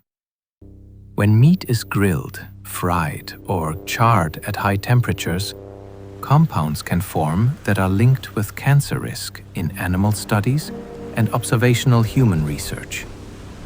The blackened crust that tastes smoky can also carry more of these chemicals. That does not mean you must fear cooking. It means you can cook smarter. Marinating meat can reduce formation of some harmful compounds. Lower heat, shorter cooking time, and avoiding direct flames can help. Flipping frequently can reduce scorching. Pairing grilled foods with vegetables adds protective nutrients and fiber, and it changes the overall dietary pattern. The fascination is that the kitchen is a chemistry lab you control.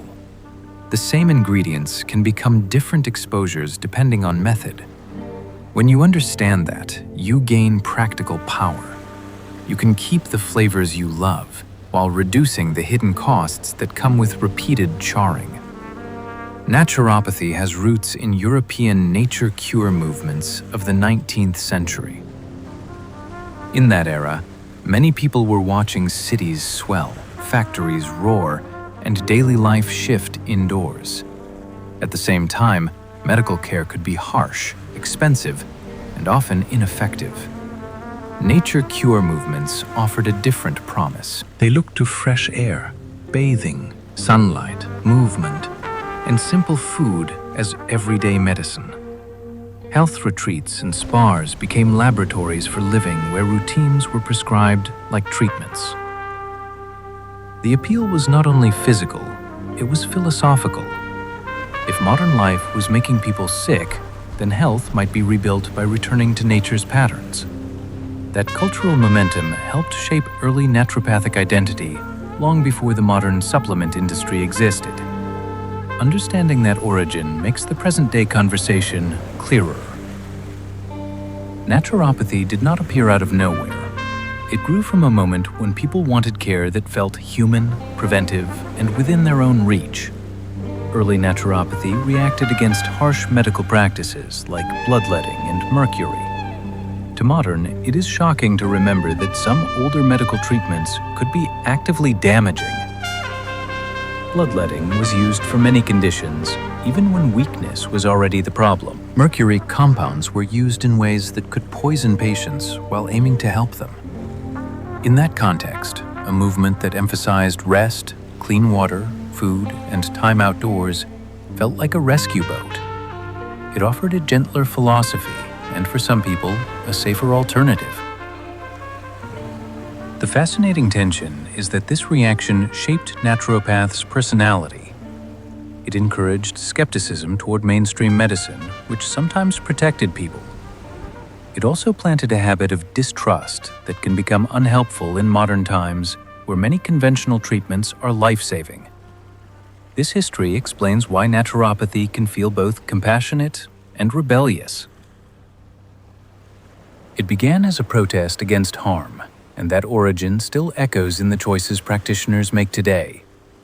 Modern naturopathic schools include basic sciences, though depth varies widely. A person may imagine naturopathic education as only herbs and supplements. Yet many programs teach anatomy, physiology, and pathology, along with clinical skills and supervised patient encounters. Students learn to speak the language of the body, from hormones to inflammation to metabolism. The nuance is that not all schools are equivalent, and depth can vary by country and accreditation. That means two graduates can share a title while carrying different levels of biomedical training. This is part of what makes the field so hard to summarize in a single sentence. Some graduates are comfortable reading research and integrating it with lifestyle care. Others lean more heavily on tradition and brand-driven protocols. For listeners, the fascinating takeaway is that education shapes outcomes. It determines how quickly a practitioner recognizes danger, how well they interpret evidence, and how responsibly they use powerful tools. The label is a starting point. The curriculum is the real story. Licensing exams exist in some regions, shaping scope of practice. Licensing is where a philosophy becomes a regulated profession. In regions that licensed naturopaths, exams and oversight create a shared baseline of knowledge, and they define what a practitioner is allowed to do, that can include limits on procedures, use of certain therapies, and expectations for ethical behavior and continuing education. It also creates a formal pathway for accountability, which matters when health decisions go wrong. The fascinating part is how laws shape the experience of care. In one place, a naturopath may be integrated into clinics, able to order specific labs and coordinate referrals smoothly. In another, a naturopath may function more like a wellness coach, with fewer clinical options and fewer guardrails. Licensing also influences public perception. A credential can sound official, yet it means nothing where it is not recognized. For a patient, the practical curiosity is to ask what licensing exists locally and what it actually permits in real life. Some naturopaths can prescribe limited medications where law allows. This surprises many people because naturopathy is often assumed to be strictly non-pharmaceutical. In some jurisdictions, legal scope includes prescribing certain medications, often within defined boundaries. That can look like a pragmatic bridge. A practitioner might use lifestyle and nutrition as the foundation, then use medication when it is clearly needed, especially for straightforward conditions within BRAW. Their permitted scope, the fascination is that this blurs the cartoonish line between natural and conventional. Real healthcare rarely fits tidy categories. Still, limits matter. Prescribing rights do not automatically mean broad medical authority, and rules differ widely across regions. This is why the most important question is not whether a practitioner can prescribe. It is what they can prescribe for which conditions and how they coordinate with other clinicians. When done well, limited prescribing can support safety, reduce delays, and keep care grounded in reality rather than ideology. In many places, naturopaths cannot diagnose or treat serious disease legally. Scope of practice is not just bureaucracy, it is a safety system. In many regions, naturopaths are restricted from diagnosing serious disease, prescribing medications, or managing high-risk conditions. That means a person seeking help for major symptoms may need a medical doctor, an emergency department, or a specialist, even if they also want supportive lifestyle care. The fascinating part is how easy it is to misunderstand this. A clinic website can sound clinical, and the white coat can look authoritative, yet legal authority may be limited. This is why responsible practitioners are clear about boundaries. They support wellness symptom management within scope and referral when the situation exceeds it. The risk comes when boundaries are ignored and serious illness is treated as a lifestyle imbalance that can wait. For listeners, this is empowering information. It helps you choose the right door for the right problem, and it helps you avoid delay when time matters. Ethical practice includes knowing red flags and referring promptly when needed. Ethics in healthcare is not only about kindness, it is about judgment under pressure.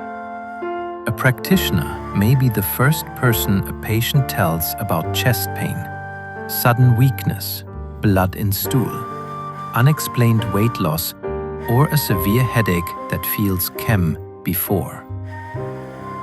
These are red flags, and they are moments where referral is the treatment. Prompt referral protects the patient from the false comfort of watch and wait when danger may be rising. The fascination is that good clinicians train themselves to recognize patterns even when a patient's story is emotional or confusing. They also communicate clearly so the patient understands urgency without panic. Ethical practice includes careful documentation, coordination with other professionals, and proper follow-up rather than simply sending someone away. This is where naturopathy can either succeed or fall short. When practitioners respect the limits of their field and act quickly when needed, they can become a valuable part of a larger healthcare system. When hesitation replaces action, trust erodes, and the consequences can be serious. Delayed diagnosis becomes a major risk when concerning symptoms are dismissed. The delay often begins with a comforting explanation. It is probably stress. It is likely detox. It should settle once you remove a few foods. Sometimes those explanations are correct, and other times they are dangerously mistaken. Serious illness can appear disguised as ordinary fatigue, indigestion, back pain, or anxiety. The risk grows when symptoms are repeatedly explained away without proper evaluation. This is not a criticism of any single profession. It reflects a broader human tendency, because people often prefer simple answers. What makes it fascinating is that the body often whispers before it shouts. Early signs of cancer, for example, can be subtle. Heart disease may appear as jaw discomfort or shortness of breath. Neurological disorders might begin with small signs like clumsiness or numbness. The safest approach is to treat symptoms that persist, worsen, or feel alarming as worth investigating. Even if someone prefers natural approaches, integrative care can be valuable, but it should exist alongside appropriate diagnosis rather than replacing it. Vaccine attitudes vary among naturopaths, creating public health controversy.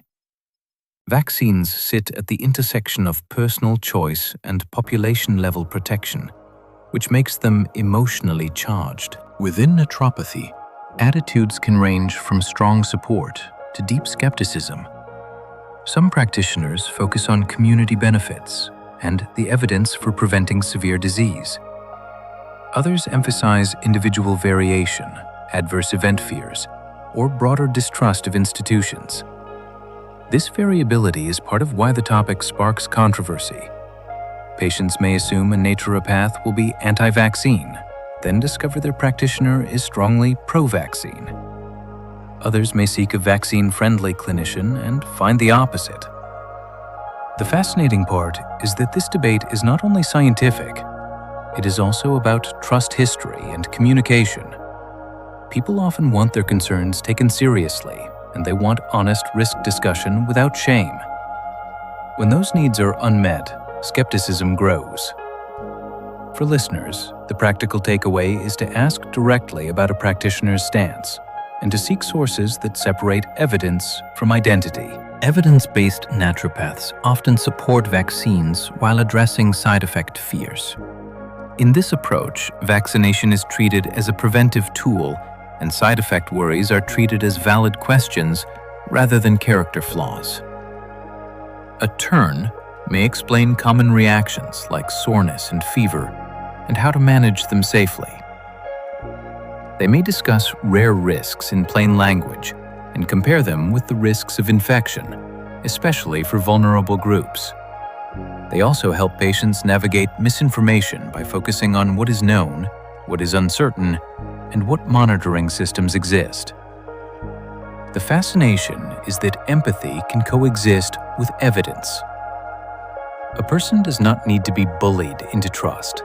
They can be guided into it through clear explanations and respectful dialogue. Evidence-based practitioners also know when to coordinate with medical doctors, especially for complex allergy histories or immune conditions. This style of care aims to protect both the individual and the community while keeping the conversation human. It is a reminder that the best health communication is not louder, it is clearer. Pregnancy and childhood need extra caution because dosing rules change. Bodies in pregnancy and early life process substances differently, and the stakes are higher because development is still unfolding. A dose that feels mild for an adult can be too strong for a small child. But a compound that seems harmless can cross the placenta during pregnancy. That is why careful clinicians treat these stages as their own category of care, not just smaller versions of adulthood. They ask different questions, and they avoid anything with uncertain safety data. They also think about timing, because early pregnancy is a period of rapid formation. In childhood, the liver and kidneys are still maturing, and the brain is still wiring itself. The fascinating part is that safety becomes a moving target, changing month by month. The best approach is simple and respectful. Use conventional pediatric and prenatal guidance as the foundation. Then add supportive lifestyle strategies that are low risk and clearly beneficial. Many herbs are unsafe in pregnancy, even when they seem gentle. An herb can be soothing in one context and disruptive in another, especially during pregnancy. Some plants can stimulate uterine activity. Others can affect hormones or blood pressure. Some can stress the liver. The challenge is that traditional use does not always come with precise dosing, and modern supplements can concentrate compounds far beyond what food or tea would deliver. That gap between a little in cooking and a high-potency capsule is where risk can hide. The most compelling reason for caution is that the developing baby is exquisitely sensitive to chemical signals, and those signals do not need to be dramatic to matter. A responsible practitioner does not guess here. They rely on established safety guidance, and they choose SIMPs first, like sleep, hydration, and nutrition. If nausea is the issue, they consider approaches with clearer evidence and safer history. And they coordinate with prenatal care providers.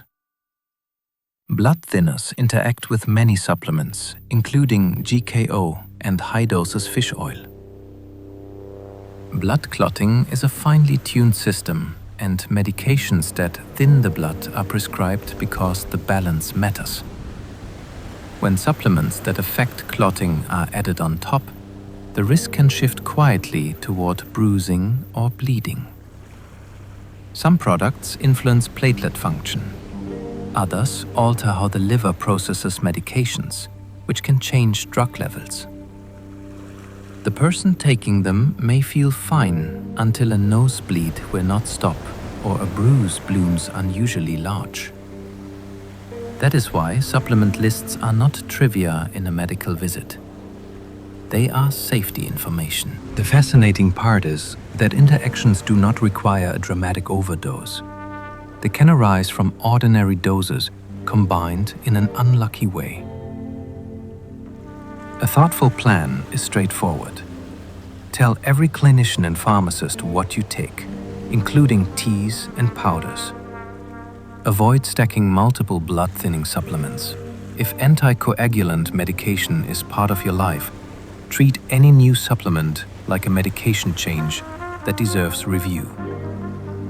Surgery planning often requires stopping certain supplements to reduce bleeding risk. Before surgery, clinicians think about bleeding the way pilots think about weather. They want predictable conditions. Some supplements can increase bleeding tendency, interfere with anesthesia, or affect blood pressure during the procedure. Even products that seem benign can matter, because surgery is a controlled injury and the body's clotting response is part of the repair plan.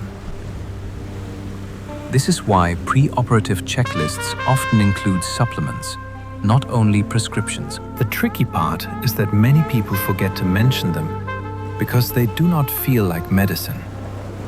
A good surgical team will ask, and a careful patient will bring a complete list, including herbal teas, powders, and immune blends. The fascinating piece is that timing matters. Some substances should be stopped days or weeks ahead, depending on how long they influence platelets or enzymes. The safest move is to follow surgical guidance exactly, and never assume that natural means it will not affect the operating room. Liver and kidney disease can change how herbs are processed and cleared.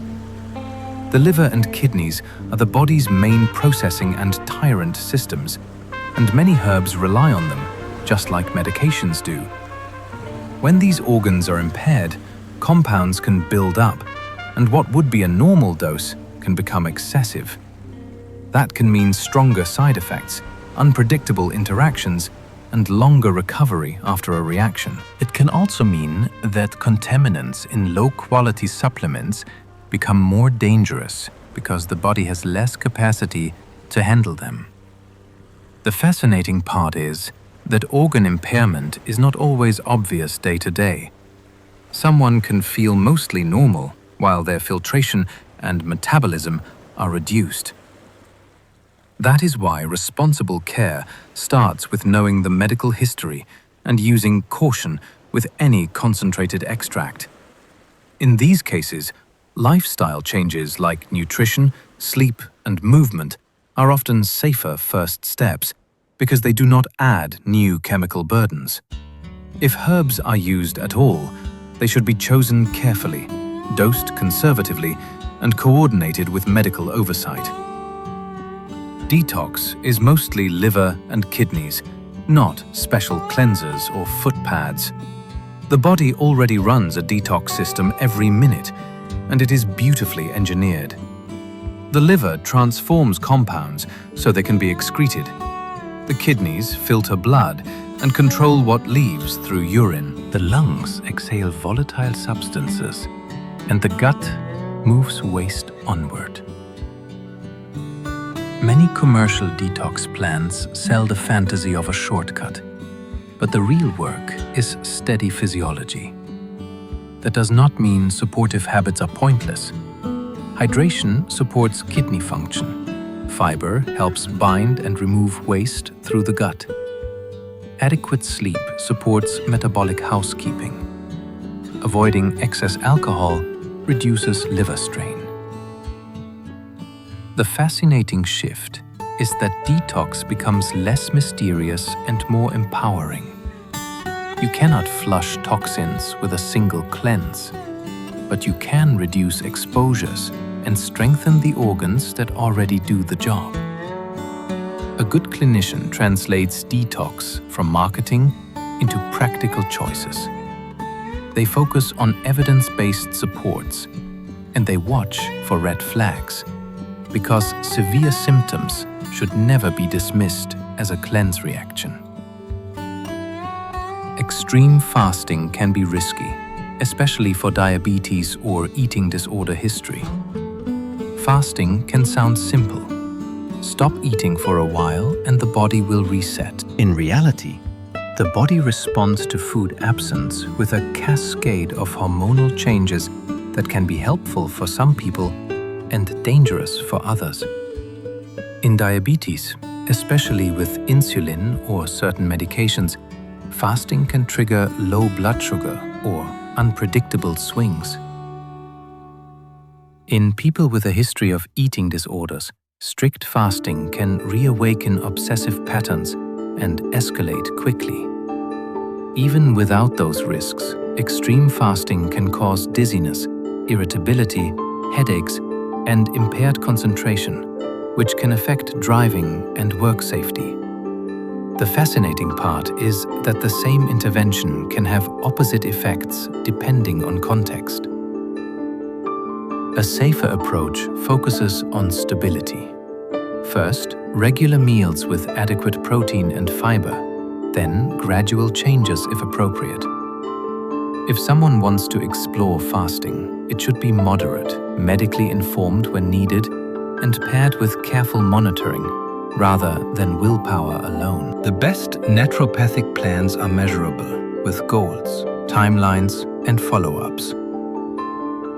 A good plan feels like a map you can actually use. It includes a clear goal, like fewer migraines, steadier energy, or lower blood pressure. It sets a timeline so you know when to expect change and when to reassess. It chooses a small number of interventions at first, so you can tell what is working. It also defines what success looks like, with measures that fit the real world, like symptom days per month, sleep hours, step counts, or lab markers when appropriate. The fascination is that measurement turns wellness into something testable, not something you only hope for. Follow-ups matter because bodies adapt, obstacles appear, and early plans often need tuning. Without follow-up, people either abandon the plan or keep doing something that is not helping. With follow-up, the plan becomes a living experiment. That mindset protects against hype, and it rewards what truly works for the individual. Shared decision-making reduces harm because patients understand trade-offs and uncertainty. Health decisions are rarely pure wins. A supplement might help sleep, but cause vivid dreams. A dietary change might reduce symptoms, but strain social life. Shared decision-makings, the clinician lays out options, risks, benefits, and uncertainty. Then the patient chooses based on their values and constraints. That process reduces harm because it prevents hidden surprises. It also improves adherence because people are more likely to follow a plan they help design.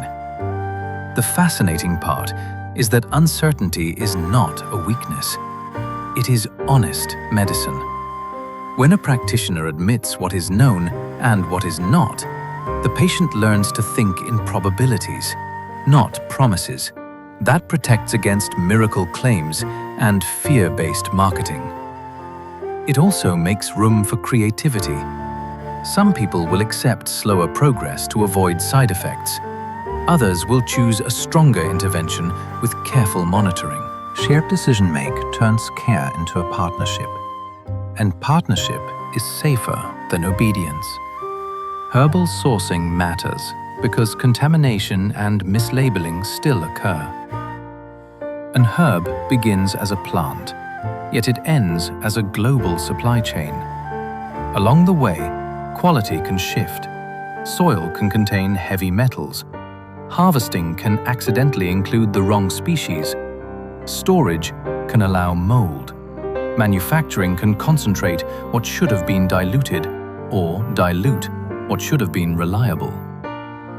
Mislabeling can be accidental or it can be profit-driven. That is why sourcing is not a boring detail. It is the difference between a predictable product and a mystery capsule. This is where third-party testing and reputable brands become more than marketing. They become safety tools. Some companies test for identity, potency, and contaminants. Others do not. A person can also look for clear batch information and transparent manufacturing practices. The deeper story is that herbal medicine is not only about plants. It is about trust and verification. When you improve sourcing, you turn herbal care into something closer to modern pharmacology, where what you take is what you think you are taking. Supplement quality can vary because regulation differs across regions. A supplement can look polished and trustworthy, yet the rules behind it may be very different from one country to the next. In some places, products can reach shelves with limited pre-market review, and oversight may focus more on what happens after problems are reported. In other places, standards for manufacturing and labeling are stricter, and enforcement can be more active. This matters because quality is not only about good intentions, it is about systems. A capsule might contain less of an ingredient than the label suggests, or it might include an unlisted compound added for a stronger effect. Even when the ingredients are accurate, storage conditions can degrade potency over time. The fascinating part is that two people can buy the same supplement online and receive products made under entirely different standards. Knowing where something was made and what standards were used turns a blind purchase into an informed decision. Third-party testing helps confirm what is actually inside a capsule. Imagine ordering a product that claims to contain a precise ingredient, then discovering it is missing, diluted, or swapped. Third-party testing exists to reduce that uncertainty. Independent labs can verify identity, measure potency, and screen for contaminants. And that information can be tied to a specific batch. This is not about perfection. It is about narrowing the gap between the label and reality. For a listener, the wow is that a supplement can be treated with the same mindset as serious manufacturing. Batch numbers, certificates of analysis, and transparent testing practices turn a mystery into something measurable. It also reshapes how trust operates. Rather than relying on an advertisement, you begin trusting a process. This becomes especially important with herbs and extracts, where variation between plants is normal. When companies invest in testing, they acknowledge a truth that can feel strangely reassuring. Nature is complex, and quality needs to be demonstrated rather than simply assumed. Some supplements may contain heavy metals, particularly when products are poorly regulated or tested. Heavy metals might sound like an industrial issue, yet they can enter supplements through soil, water, or shortcuts in manufacturing. Plants can absorb metals from the earth. Certain ingredients may also become contaminated during processing, especially when sourcing is unclear and testing is absent. The result can be a product carrying trace levels of lead, arsenic, cadmium, or mercury beyond recommended limits. This does not mean all supplements should be feared. Instead, it highlights the importance of strong quality control. What makes the issue unsettling is that contamination often produces no immediate symptoms. It is not like eating spoiled food and feeling ill the same evening. Instead, it can remain unnoticed while slowly accumulating over time. That is why testing and reliable sourcing are so important. The broader lesson here involves invisible risks and how modern analytical chemistry can identify them before they ever reach your body. Sometimes, safety comes down to choosing products that clearly show what they are free from. Proprietary blends can obscure exact doses, making safety evaluation more difficult. A label can list a long, impressive-sounding blend, then hide the most important detail, which is how much of each ingredient you're actually getting. When everything is grouped under one combined number, you cannot easily judge whether an ingredient is present at a meaningful dose or just sprinkled in for marketing. You also cannot easily spot when a stimulant, laxative, or sedative is present at a risky level. This matters because dose shapes both benefit and harm. A small dose may do nothing. A large dose may interact with medications or trigger side effects. Proprietary blends also make it hard for clinicians to evaluate what you are taking, which complicates safe care. The intriguing part is that the most trustworthy products often look less exciting. They list each ingredient clearly with exact amounts. Transparency is a quiet signal of confidence. When a company is willing to show the numbers, it becomes easier to choose with your brain, not with a promise. Fat-soluble vitamins can accumulate, so more is not always better. Some vitamins dissolve in water and are excreted more easily, but fat-soluble vitamins can be stored in body tissues.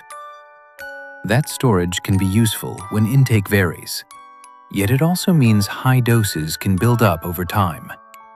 Instead of a quick pass-through, the body keeps a portion, and the level can rise quietly. The risk is not theoretical. Too much can lead to symptoms that are confusing at first, like nausea, headaches, fatigue, or skin changes depending on the vitamin and dose. The fascination is that vitamins feel like the purest form of health, and they can still behave like potent biological signals. This is why clinicians often aim for correcting a deficiency, not chasing a superhuman level. The safest approach is targeted dosing, clear reasons, and periodic review.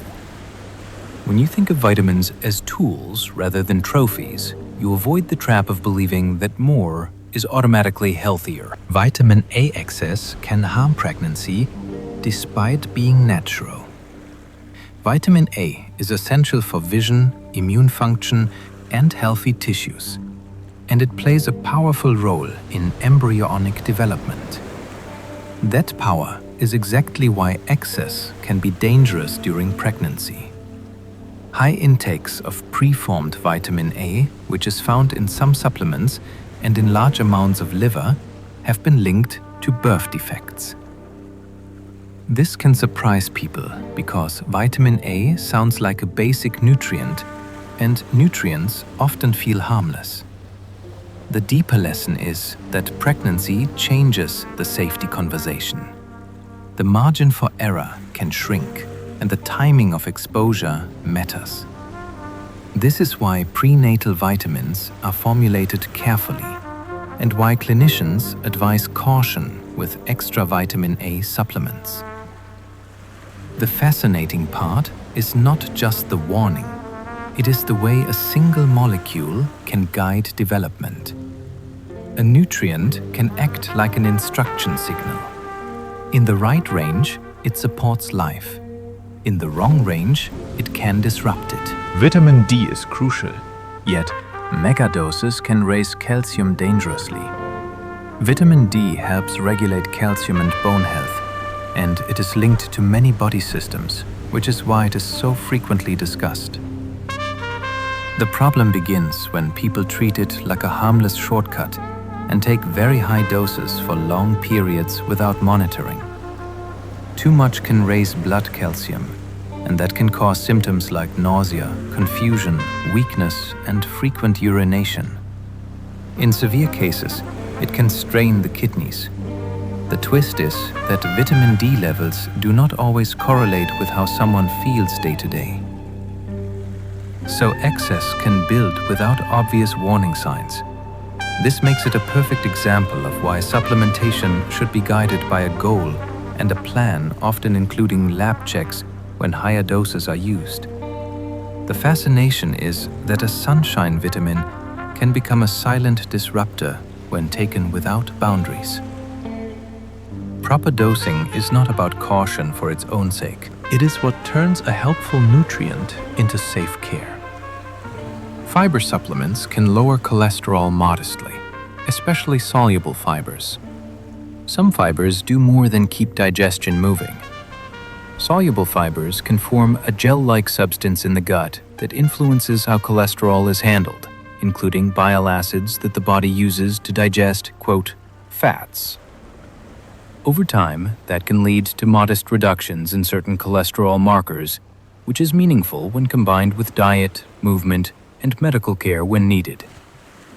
The interesting part is how practical it can be.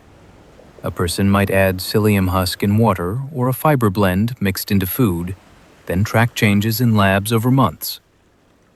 It is not flashy, it is steady. Fiber can also affect fullness, which can shift snacking habits without willpower battles. The key is to increase gradually and drink enough water because too much too fast can cause bloating. The larger fascination is that a simple texture in the gut can change what is happening in the bloodstream. That connection feels almost magical, yet it is basic physiology. It is a reminder that some of the most useful health tools are quietly unglamorous. Some naturopathic tools have strong evidence, while others remain unproven. This is where the topic becomes truly interesting, because it is not a simple yes or no. Some recommendations align closely with mainstream preventive medicine, like improving diet quality, building exercise habits, and supporting sleep. Other practices sit on shakier ground, built on tradition, marketing, or hopeful storytelling rather than solid trials. The challenge is that both can appear side by side in the same clinic brochure. That means the real skill is discernment. What has good evidence? What has mixed evidence? What is plausible but uncertain? What is known risks? The careful practitioner will talk in probabilities rather than promises. They will measure progress, adjust plans, and admit uncertainty without losing confidence. A careless one may sell certainty like a product. For a listener, the wow moment is realizing that the most important tool may be critical thinking applied with warmth and humility. Many naturopaths follow 6 core principles, including: first, do no harm. These principles act like a compass, not a recipe. One principle emphasizes supporting the body's ability to heal. Another pushes the clinician to search for underlying causes rather than chasing symptoms. There is a principle centered on teaching, which means explaining the why so the patient can steer their own choices. Prevention is also a cornerstone, because waiting for disease to fully arrive is a costly strategy. First, do no harm shapes the order of decisions. It favors lower risk steps before stronger interventions. It also includes knowing when not to act, when to simplify, and when to refer out. The sixth principle asks the practitioner to treat the whole person. That can include sleep timing, food culture, relationships, and the stresses that quietly shape physiology over years. In some places, naturopaths are licensed clinicians, while elsewhere they are not.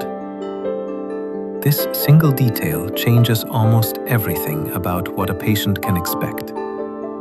In regulated regions, a license usually means a defined scope of practice, required education, and a formal complaint process. It can also affect what is legal, from ordering certain labs to using specific therapies. In unregulated regions, the same job title may be used by people with very different backgrounds. That creates a strange situation where two naturopaths can offer completely different kinds of care while sounding identical in a casual conversation.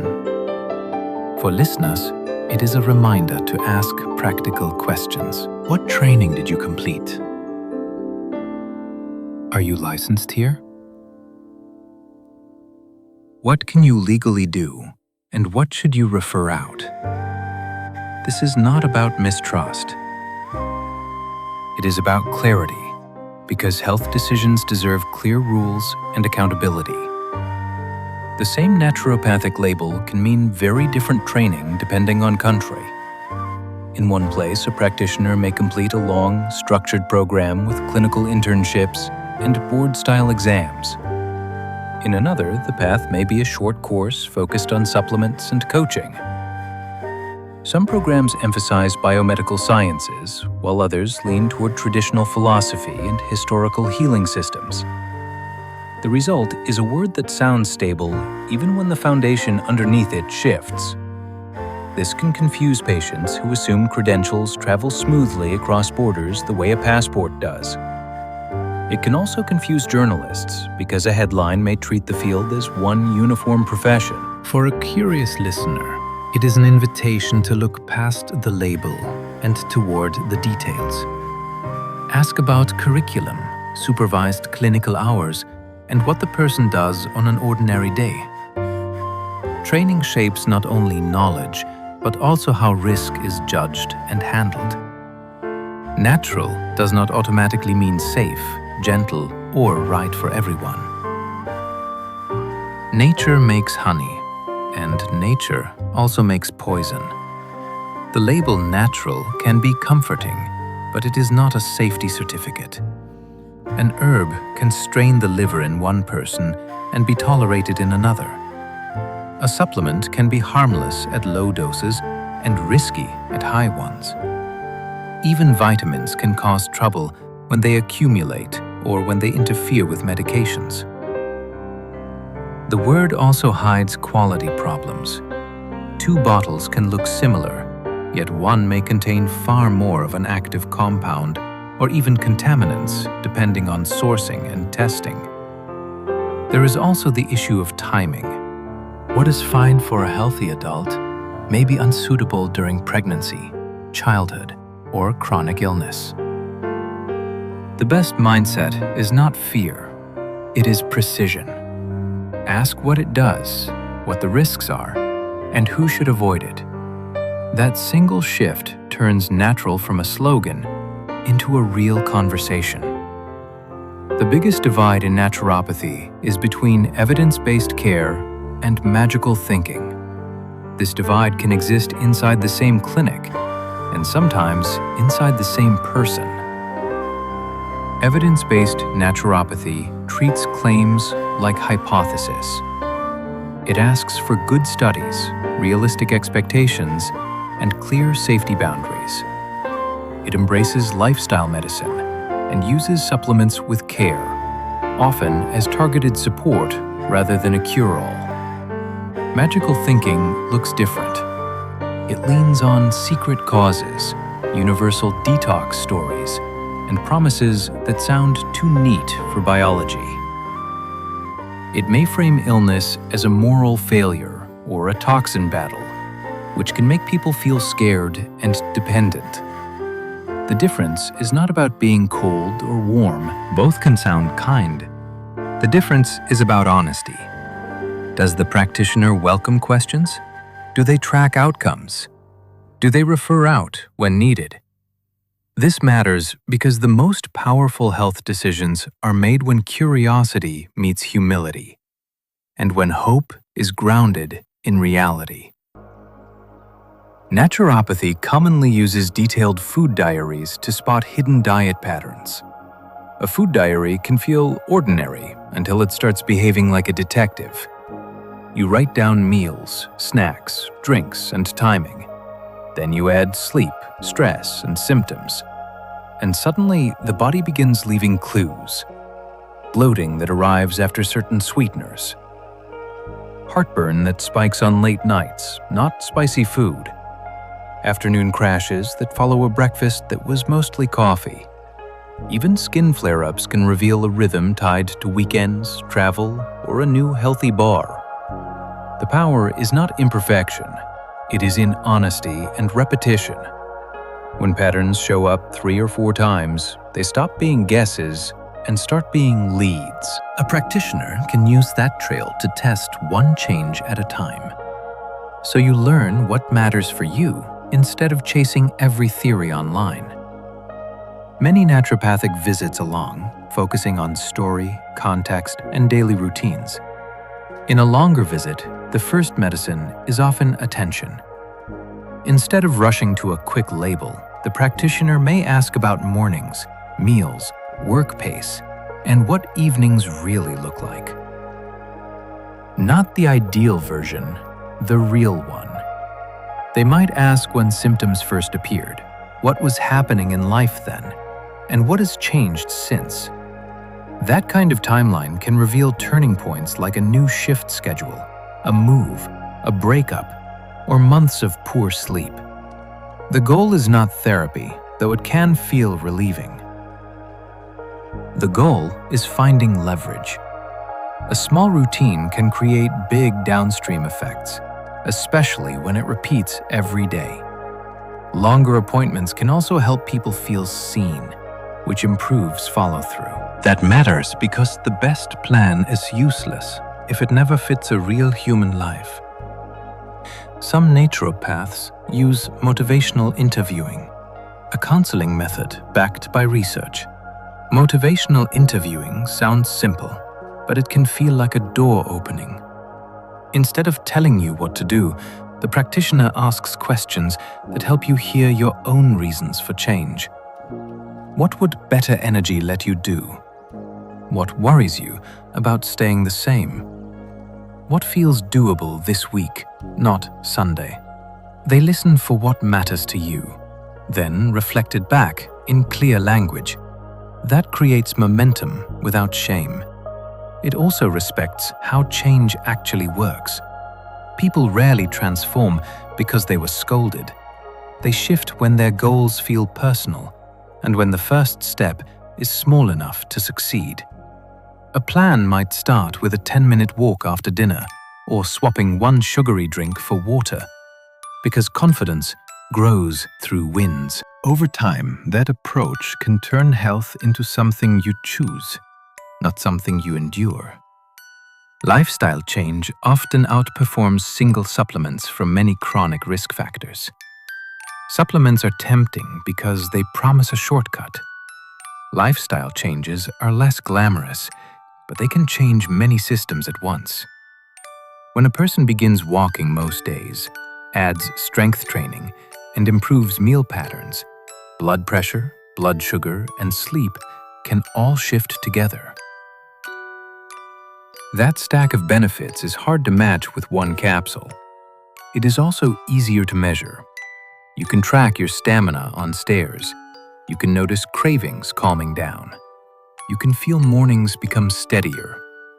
A supplement might help at the edges, but it rarely rewrites the whole story. Many naturopathic plans use this as a filter. If the basics are missing, they build them first. If the basics are solid, then a targeted supplement may be considered as support, not rescue. It is a quieter strategy, yet it can be the one that lasts. Sleep hygiene is treated as a medical lever, not just a comfort habit. Sleep hygiene can sound like a cozy suggestion, but it has real physiological weight. When sleep becomes short or irregular, hunger signals can ramp up, pain sensitivity can rise, and mood can thin out. That is why some naturopathic plans treat bedtime like a prescription. The details can be surprisingly practical. Anchor a consistent wake time. Dim lights earlier so the brain gets the hint. Keep the bed for sleep, not for scrolling and work. Cool the room and protect the last hour from arguments and emails. Some people respond best to a wind-down routine that is short because long routines fail. Others need a clear boundary, like charging the phone outside the bedroom. The fascination is that tiny changes to timing and light can change how the body allocates energy, repairs tissue, and regulates appetite. Better sleep can make every other habit easier to build. Movement prescriptions can be personalized, from walking plans to resistance training. Movement is not one thing. It can be a slow walk that lowers stress after a meal. It can be strength training that makes bones and muscles more resilient. It can be mobility work that reduces stiffness so you stop avoiding activity. A personalized plan starts with the truth. What do you enjoy? What hats? What time of day is realistic? Some people thrive on short bursts like 10 minutes twice a day. Others need longer sessions that feel like a destination, like a weekly hike. Resistance training can be introduced gently with bodyweight squats, light bands, and a focus on form. The goal is not punishment, it is capacity. When movement fits the person, it becomes repeatable. And repetition is where the magic lives. Over weeks, the body becomes more efficient at using energy. Over months, confidence grows, and that can change how someone sees their own health story. Stress physiology is central because cortisol and adrenaline shift immune signaling. Stress is not only a feeling, it is a cascade. When the brain senses threat, it releases signals that raise cortisol and adrenaline. In the short term, that can be useful. It sharpens attention and mobilizes fuel.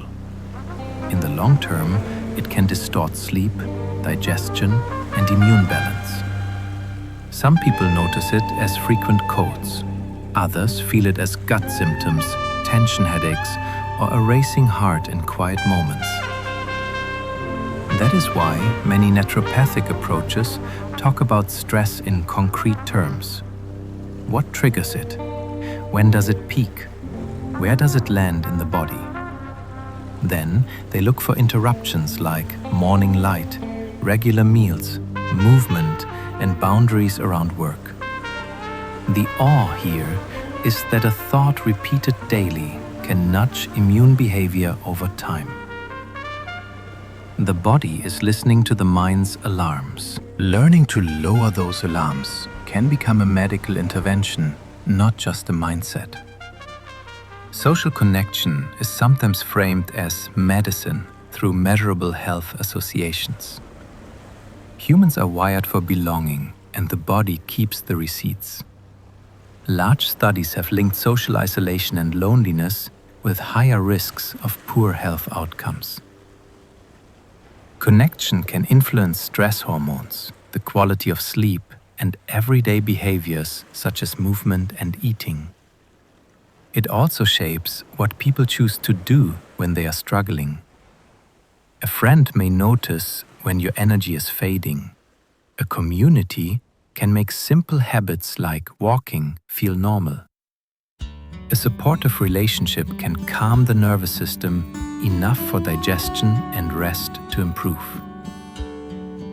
Some conversations in naturopathy touch on this without turning it into sentimentality. Who do you speak with regularly? Who leaves you feeling energized? Who leaves you drained? Where do you feel safe? The aim is meaningful connection, not popularity. Even a single dependable person can make a difference. What surprises many people is how physical the effect can feel. When you feel supported, the body often stops bracing itself. That easing of tension can become a genuine step toward recovery. The future of naturopathy may depend on research standards and honest acknowledgement of limits. The field stands at a crossroads. One direction leads toward a strong branch of integrative care, grounded in research, structured training standards, and strict safety practices. The other path risks drifting toward influencer culture, where confidence replaces evidence and limits are treated as weakness. What will shape that future is not only new research, although that remains important. It also depends on the willingness to standardize education, measure outcomes carefully, and admit when an approach does not succeed. Honest limits are not pessimistic. They are what allow trust to exist. Perhaps the most intriguing possibility is that naturopathy could evolve into a bridge discipline, translating lifestyle science into practical routines while working alongside conventional medicine for diagnosis and high-risk care. That would make it more than a collection of remedies. It would make it a modern practice of prevention and support, with accountability built in. The future will reward the version that chooses clarity over charisma. As we come to the end of our journey through naturopathy, you can let the ideas settle like snow in a quiet field. We wandered through a world where health is not only prescriptions and procedures, but also patterns and choices. We explored how naturopathy can start with sleep, movement, stress, and food, then extend into herbs and supplements that sometimes help and sometimes complicate. We traced the roots of the field back to 19th century nature cure traditions, and we noticed the modern tensions too, between careful evidence and confident storytelling. We paused on the power of tiny things like light in the morning, fiber in the gut, a steady breath slowing the heart, and a trustworthy relationship making a plan feel possible. We also named the important cautions like interactions, mislabeling, and the need for clear limits, especially in pregnancy, childhood, and serious illness. If you enjoyed this winding exploration, you can support the channel in whatever way feels right. A like, a subscription, or a quiet comment helps this little corner of science reach more curious minds. And if you are still awake, there will be another video waiting for you on the screen. You can let it carry you onward, or you can let tonight be complete. For now, allow your shoulders to loosen. Let your jaw soften. Feel the weight of your body where it rests. And notice how the breath keeps arriving without effort.